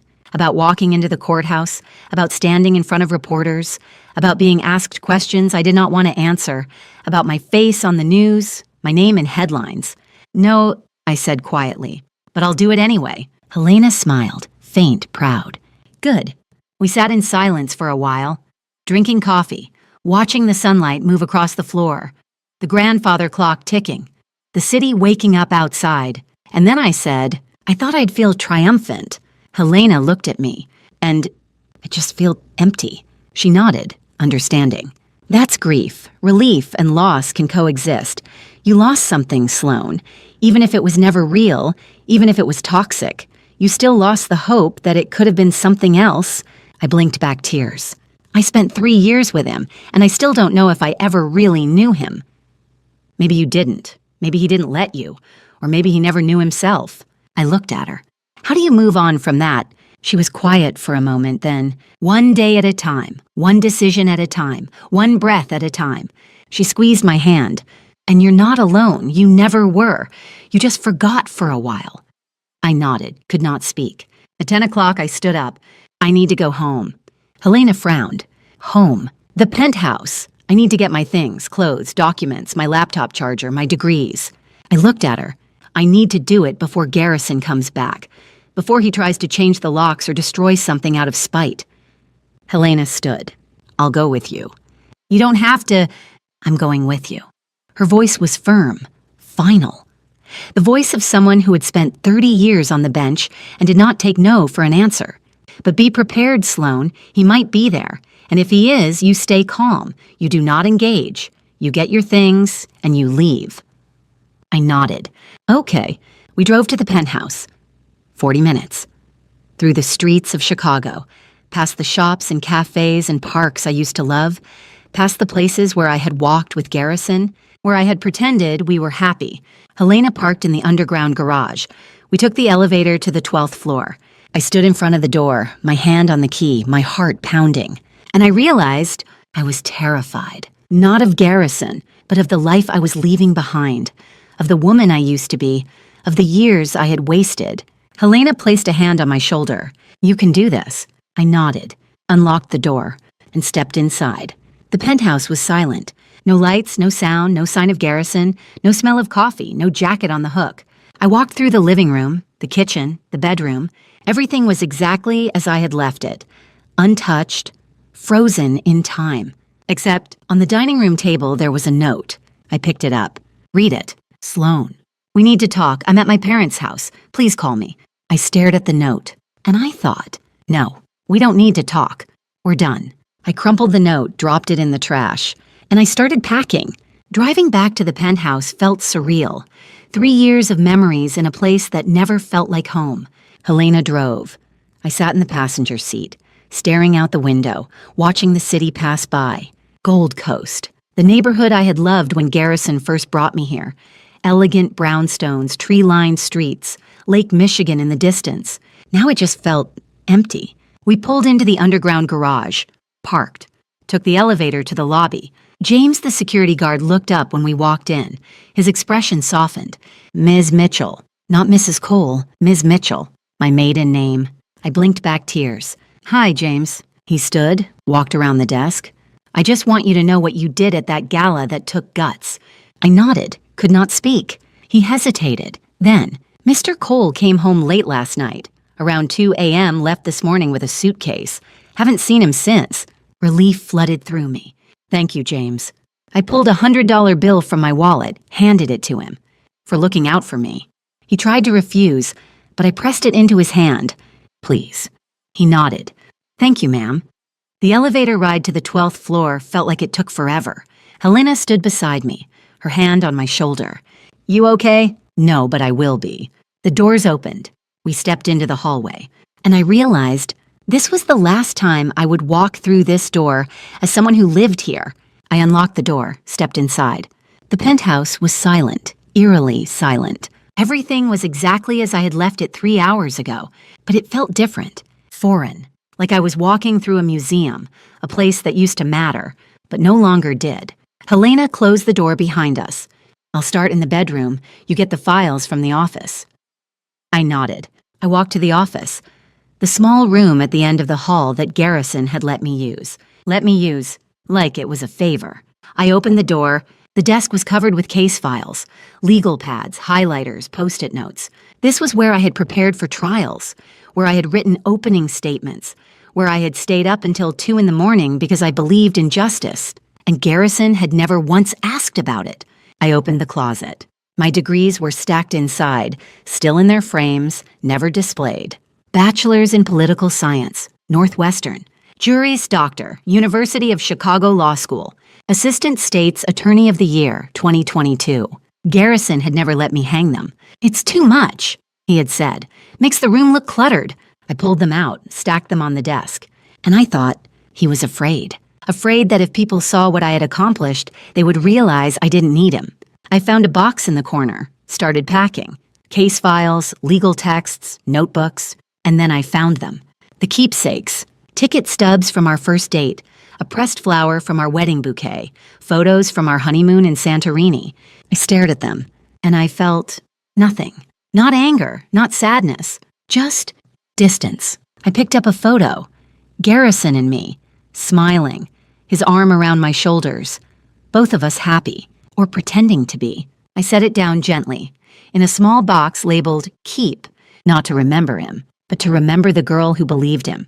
The girl who thought love meant compromise, who thought being small made her safe. I was not angry at her. I was grateful she found a way out.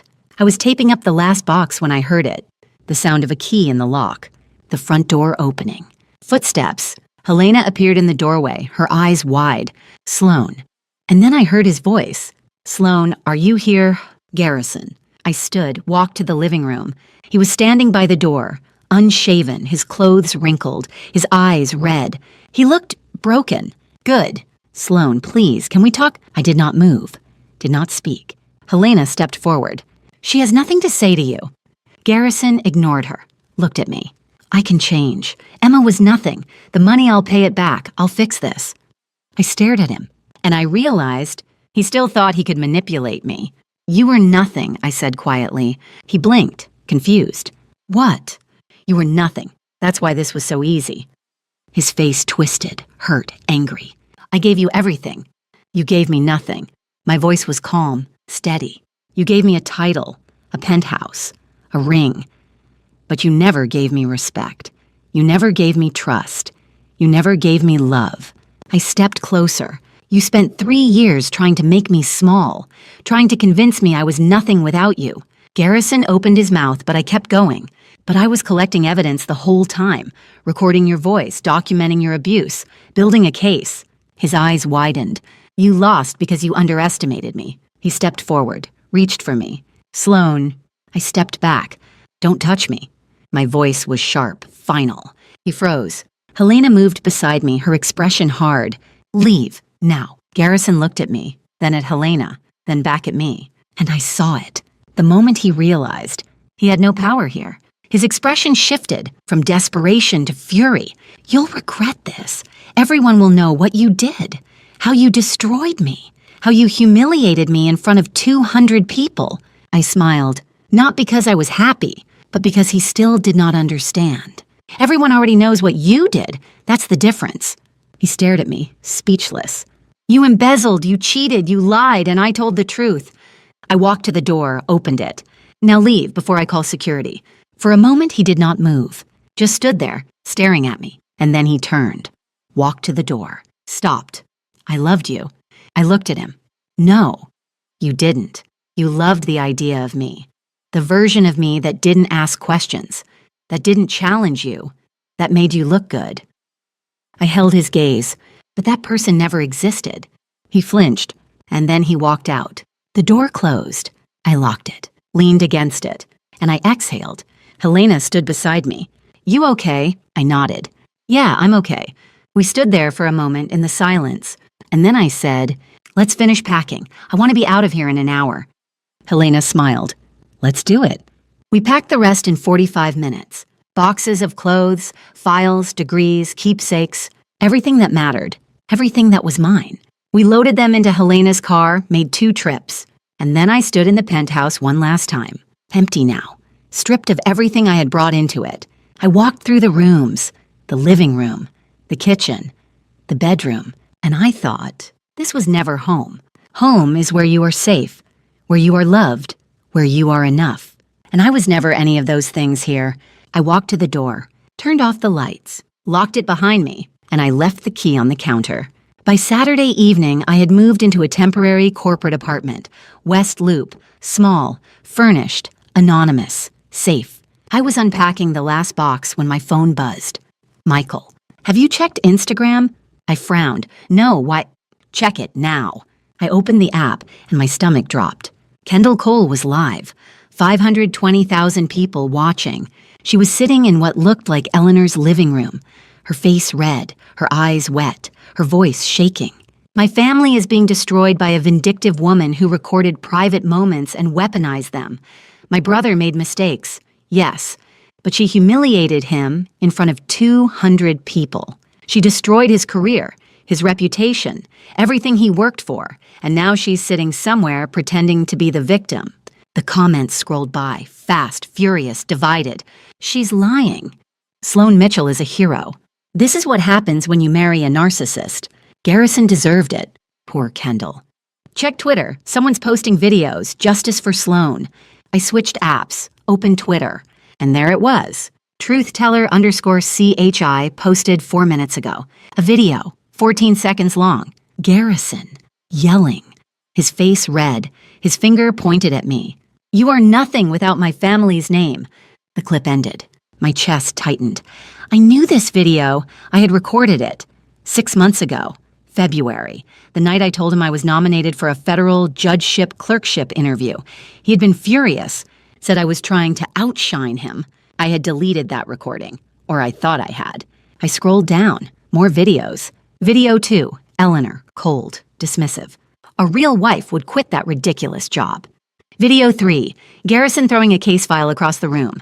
Video 4, Kendall smirking. Senior assistant state's attorney sounds like senior imposter to me. Video 5, Eleanor again. She's not really family's sweetheart, not the way you are. Video 6, Garrison grabbing my wrist. Video 7, all 3 of them, mocking me. After I went upstairs, I stared at the screen, my hands shaking. The views were climbing. 25,000, 50,000, 100,000, 200,000. The hashtag Justice for Sloan was trending. Number 3 in Chicago, number 17 nationwide. The comments were overwhelming. This is abuse. Kendall knew. She was part of it. Eleanor is a monster. Garrison belongs in jail. Sloane Mitchell is the bravest woman I've ever seen. I refreshed Kendall's live stream. The comments had turned hostile. You're the liar. Your brother is a criminal. Stop playing victim. We've seen the videos, Kendall. Her follower count was dropping. Live in real time. 520,000, 490,000, 465,000. She was crying now, real tears, not performative ones. I don't know where these videos came from. Someone is lying. Someone is trying to...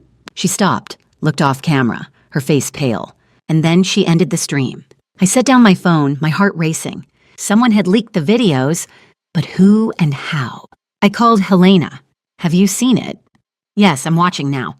Someone broke into my old recordings, but how Claire's archive is encrypted. Helena was quiet for a moment, then old backups shared family accounts. My stomach dropped. We shared an iCloud account, the first year we were married.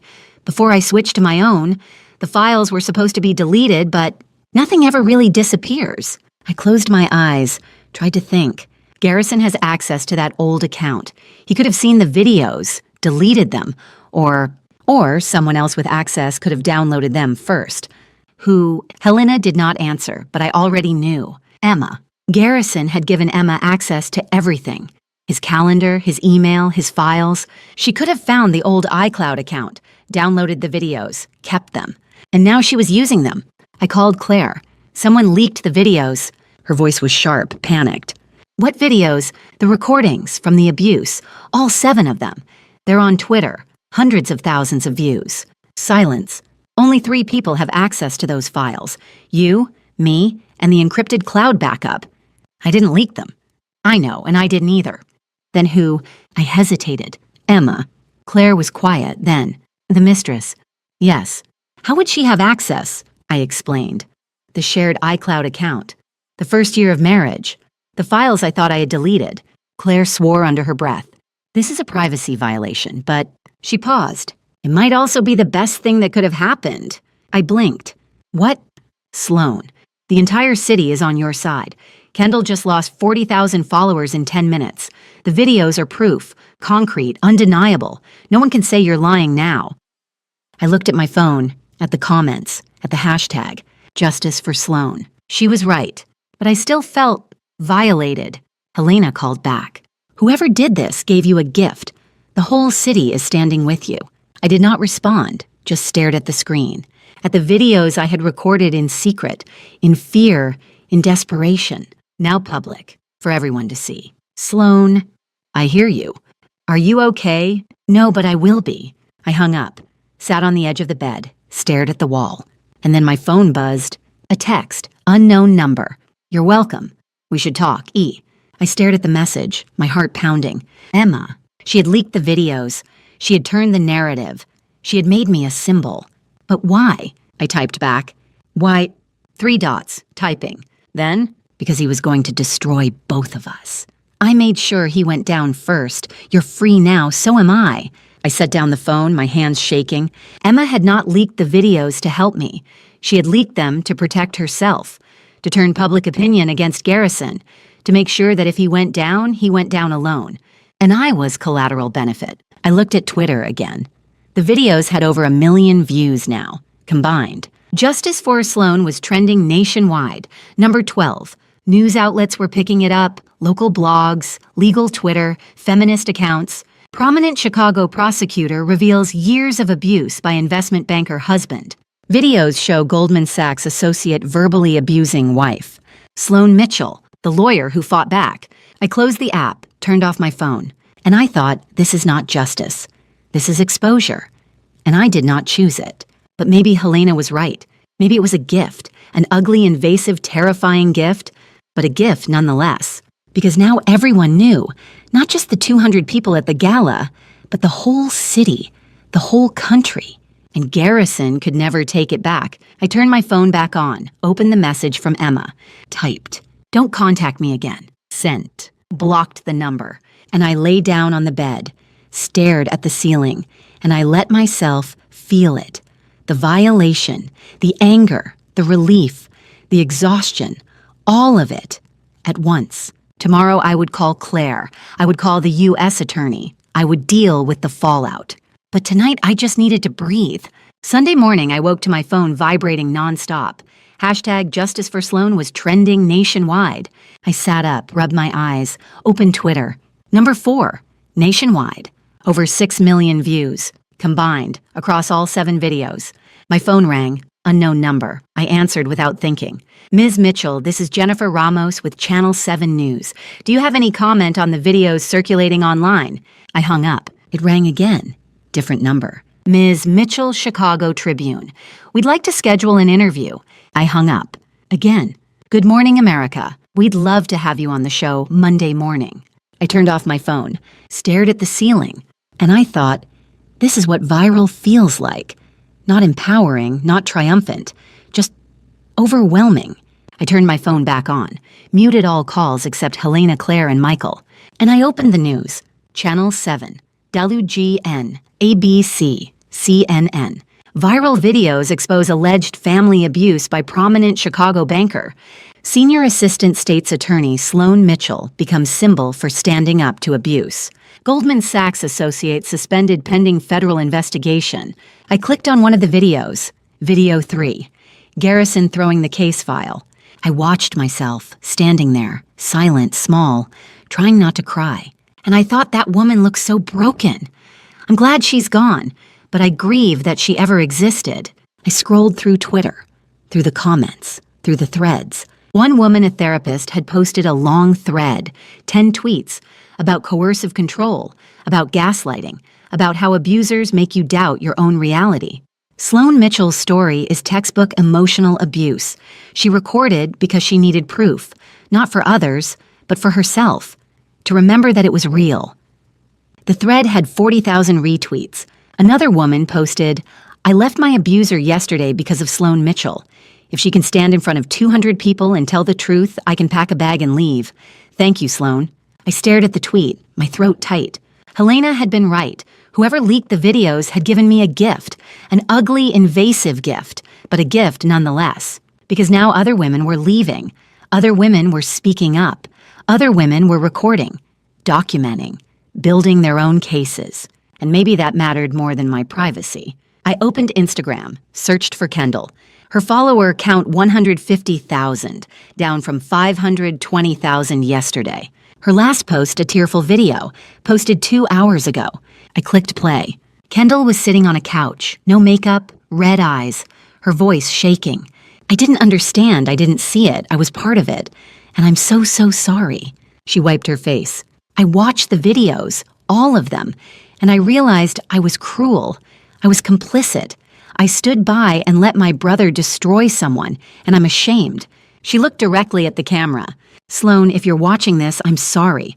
I don't expect you to forgive me, but I needed to say it, publicly, because I was wrong, and you deserve better. The video ended. The comments were brutal. Too late. You only apologized because you got caught. Performative. Where was this energy when your brother was abusing her? I closed the app. Kendall's apology did not matter. Not to me. Not anymore. But maybe it mattered to someone else. Someone watching. Someone who needed to see that complicity has consequences. I opened my email. Hundreds of unread messages. Interview requests, speaking invitations, book deals, podcast appearances. I deleted them all, except one. From the Cook County Bar Association, subject speaking engagement request. Ms. Mitchell, we are hosting a CLE on domestic violence and the legal profession. We would be honored if you would speak about your experience and how attorneys can better support survivors. No media, just lawyers. If you're interested, please let us know. I stared at the email, and I thought maybe, someday, not now, but someday. I archived it. My phone buzzed. Helena, have you seen the news? Yes. How are you feeling? I laughed, bitter.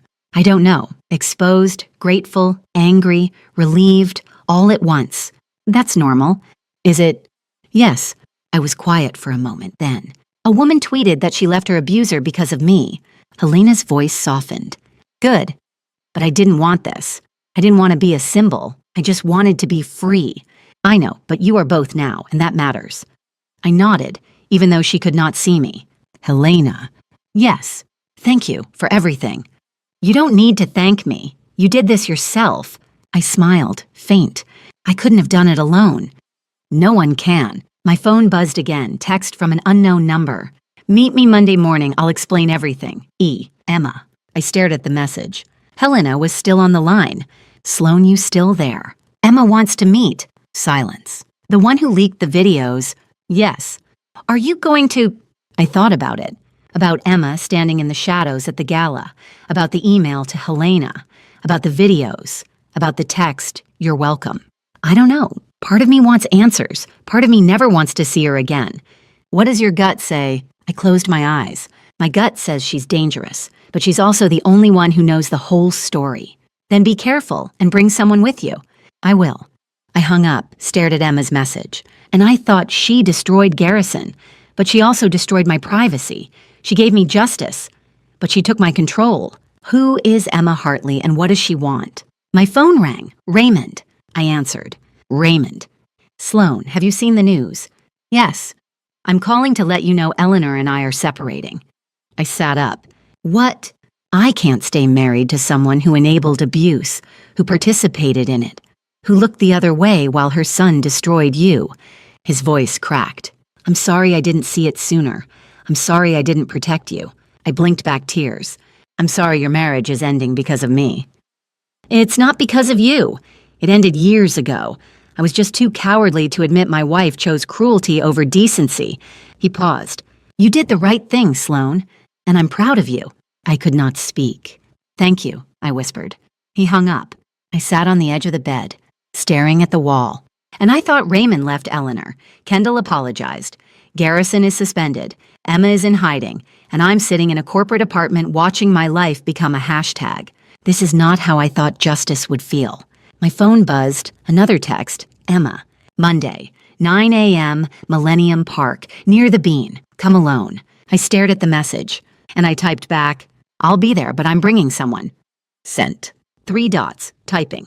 Then, fine, but only one person and no phones. I showed Helena the message. She wants to meet Monday morning, Millennium Park. Helena's voice was sharp. Do not go alone. I won't. I'm bringing you. Good, because I want to look that woman in the eye and ask her what the hell she was thinking. I smiled, faint. Me too. Monday morning, I agreed to meet Emma, public place. Helena nearby. I needed answers. We met at Intelligentsia. Loop. The coffee shop was crowded. Safe. Helena sat 3 tables away, watching. I arrived early, ordered black coffee, sat by the window, and I waited. Emma walked in at 10 o'clock exactly. She looked exhausted. Her hair pulled back. No makeup. Dark circles under her eyes. Wrinkled coat. A woman who had not slept in days. She saw me, walked over, sat down across from me. Silence. She stared at her hands. Finally, she spoke. I know you hate me. I looked at her, steady. I don't hate you, I pity you. He used both of us. She flinched. I didn't come here for your pity. Then why did you come? She looked up, met my eyes. To tell you the truth, before the FBI does. I leaned back, crossed my arms. Go ahead. She took a breath. I sent the anonymous email to Judge Winters, and I posted 3 of the videos. I did not move, did not speak. Why? Her jaw tightened. Because he told me he loved me. Told me he was leaving you after the gala, that we'd be together, that he just needed to close the deal first. She laughed, bitter. And then I overheard him, talking to Graham Pierce at the office, 3 days before the gala. She looked at me. He said, after the deal closes, I'll handle both problems. You and me, both of us. Problems. I felt something twist in my chest. Not surprise, not even anger, just confirmation. So you decided to destroy him first. Yes, by leaking my private recordings, without my consent. She did not look away. Yes, I took a breath. How did you get them? She hesitated, then Garrison sent them to me. I froze. What? He sent me 3 of the videos, 6 months ago. He was drunk, thought it was funny, called it training my wife. He thought I'd find it entertaining. My stomach turned. He sent you private moments of our marriage for entertainment. Yes. I stared at her, trying to process. And you kept them. Yes, because I knew he was dangerous. I knew he'd try to destroy me eventually, so I kept evidence. She leaned forward. But I only had 3 videos. The other 4 that went viral, I didn't post those. I frowned. Then who did? She shrugged. I don't know, but someone else had access to your recordings. And then I understood. Kendall, during the live stream, when she was melting down, trying to defend Garrison. She had tried to pull context from the old family cloud account to show that I was lying, to prove Garrison was innocent. But instead, she had accidentally uploaded the other 4 recordings, the ones I had stored years ago, the ones I thought were deleted. Kendall had leaked them, not intentionally, but out of desperation. I looked at Emma.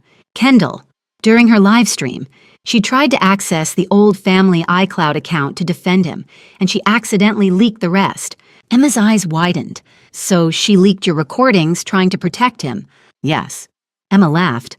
Quiet, bitter, poetic. I did not laugh. I looked at her, and I felt nothing. Not anger, not gratitude, just exhaustion. You violated my privacy. You turned my pain into a weapon for revenge. She met my eyes. I destroyed him, for both of us. I didn't need you to destroy him. He destroyed himself, and I don't accept help built on spite. Her expression hardened. You got your promotion nomination, your vindication, your perfect ending. I leaned forward. You're as toxic as he is. You just happened to aim at him instead of me. She flinched. I'm nothing like him. You used me, just like he did. You didn't leak those videos to help me. You leaked them to protect yourself, to make sure that if he went down, you weren't standing next to him. She opened her mouth, but I kept going. You recorded me too. I stood up. I recorded for court, for legal protection. You use them for public humiliation. That's the difference between justice and cruelty. She stood too, her voice sharp. You recorded him too. Don't pretend you're morally superior. I am, because I didn't weaponize his pain. I documented abuse. You exploited it. I grabbed my coat. Garrison was wrong about me, but you're wrong if you think this makes us allies. I turned to leave. Emma's voice followed me. You're free because of me. I stopped, looked back. No, I'm free because I built a case, because I had evidence, because I stood on that stage and told the truth. You didn't free me. You just made sure the whole world was watching when I did. I walked toward Helena. Emma called out. The FBI is going to ask you about the videos, about how they got leaked. What are you going to say? I paused. The truth. That you leaked 3. That Kendall leaked 4. That Garrison sent you those 3. That he weaponized my pain first. I looked at her. And that you're complicit. Just like Kendall. Just like Eleanor. Just like everyone who stood by and did nothing. Her face went pale. I walked away. Helena stood, followed me out. We walked half a block in silence. Then Helena said, You okay? I nodded. Yeah, I'm okay. What did she say? She confessed to leaking 3 videos. Garrison sent them to her 6 months ago, for fun, to show off. Helena stopped walking. He sent her videos of him abusing you for entertainment. Yes, she swore under her breath. And the other 4, Kendall. She tried to pull context from the old family cloud during her live stream, accidentally leaked them. Helena shook her head. So Emma leaked 3 out of spite, Kendall leaked 4 out of stupidity, and Garrison filmed them out of cruelty. Yes. We walked to the parking garage. Helena unlocked her car. I got in, closed the door, and I thought none of them freed me. I freed myself. They just made sure everyone was watching. Helena started the car. What now? I pulled out my phone. Texted Claire. File the divorce, and I need to call the U.S. Attorney's Office today. Sent. Helena drove, and I stared out the window, at the city, at the people walking by, at the life I was building. Without Garrison, without Emma, without Kendall, just me. And that was enough. 3 things happened that Monday that changed the trajectory of my life. Scene 1, filing for divorce, 9 a.m. Monday. Claire's office, 9th floor, windows overlooking the Chicago River. I sat across from her, a stack of papers between us. Sign here, and initial here. I signed, my hand steady. Petition for dissolution of marriage. Cook County Circuit Court, Claire explained. Illinois is an equitable distribution state, not community property. The court divides assets based on fairness, not 50-50. Given the dissipation of assets and misconduct, we'll argue for 65-35. Debts from criminal activity stay with the person who created them. You are not liable for embezzlement, restitution, or criminal defense costs. I nodded. How long? 6 months. Maybe less if he doesn't contest. He'll contest. Let him. We have 7 videos. An affair, embezzlement. The judge will side with you. I set down the pen. When does this become final? When the judge signs the decree, probably July. July, 3 months away. I could wait 3 months. Scene 2. Reporting to authorities 2:00 p.m. Monday. U.S. Attorney's Office. Northern District of Illinois. Dearborn Street. I sat across from AUSA Jennifer Walsh. 43. Sharp. No nonsense. I'm here to report financial crimes committed by my husband. I've recused myself due to conflict of interest, and I'm turning over documentation. I handed her a flash drive, bank statements, transaction logs, offshore account records, screenshots of messages between Garrison and Emma. Walsh plugged in the drive, opened the files, scanned them, looked up. This is thorough. How long have you been gathering this? 6 days since I discovered it. And you're reporting now because I needed to verify the information, consult legal counsel, ensure I wasn't compromising an ongoing investigation. She nodded. Standard protocol. Thank you. She closed her laptop. One more thing. I'm an AUSA candidate here. Does this disqualify me? Walsh smiled, faint. No. If anything, it demonstrates integrity. You followed protocol. You recused yourself. You reported promptly. That's exactly what we look for. I exhaled. Thank you. She stood, shook my hand. We'll be in touch. And Ms. Mitchell, welcome to federal prosecution. Scene 3, 3 months later, July 2024. The divorce was finalized. Cook County Circuit Court ruled in my favor. I received $465,000, 67% of marital assets. The court's reasoning: the husband's criminal conduct and dissipation of assets justifies unequal division to prevent unjust enrichment. Garrison was not present at the hearing. His lawyer accepted the judgment on his behalf. He was facing federal embezzlement charges. Trial set for early 2025. Eleanor and Raymond's divorce was finalized 2 weeks later. Raymond moved to a condo in Streeterville. Eleanor stayed in the Gold Coast house, alone. Kendall deleted her Instagram. Her influencer career was over. She moved to California. I never heard from her again. Emma disappeared. No one knew where she went. The FBI questioned her, released her. She was not charged, complicit but not criminal. And me, I moved. Scene 4, new apartment, August 2024. Logan Square, a neighborhood west of downtown, smaller than the penthouse, but mine. 1 bedroom, hardwood floors, a small balcony overlooking a tree-lined street, plants on the windowsill, books on the shelves, my degrees on the wall. I was unpacking boxes when I found it. Our wedding album. I opened it, stared at the photos. Garrison in a gray suit, me in white, both of us smiling, and I cried. Not for him, for the 3 years. For the woman I had lost, for the hope that had died. But I was still here, and that was enough. I closed the album, placed it on the highest shelf, not thrown away, but not displayed either. A memory, not a monument. Scene 5, a USA confirmation. December 2024. The letter arrived on a Tuesday. Department of Justice, official seal. We are pleased to formally offer you the position of Assistant United States Attorney, Northern District of Illinois. You've completed all interviews, background checks, and security clearances. Start date January 6, 2025. I stared at the letter, my hands shaking. I had done it. Not because of Garrison, not despite him, but because I had earned it. My new office overlooked Lake Michigan, 10th floor, Federal Plaza. Senator Mercer stopped by on my first day. I told you you'd be perfect. I smiled. Thank you for the nomination. She shook her head. You earned it yourself. I just made sure the right people knew. Scene 6. Coffee with Raymond, December 2024. We met once a month. Coffee, sometimes lunch. An unlikely friendship. We talked about Garrison, objectively, not with glee, just, facts. He was in therapy, court ordered. His trial was postponed to March 2025. He had declared bankruptcy. Raymond sighed. I don't know if he'll ever understand what he did. Maybe not, but he'll face consequences either way. Raymond looked at me. You know what I've learned?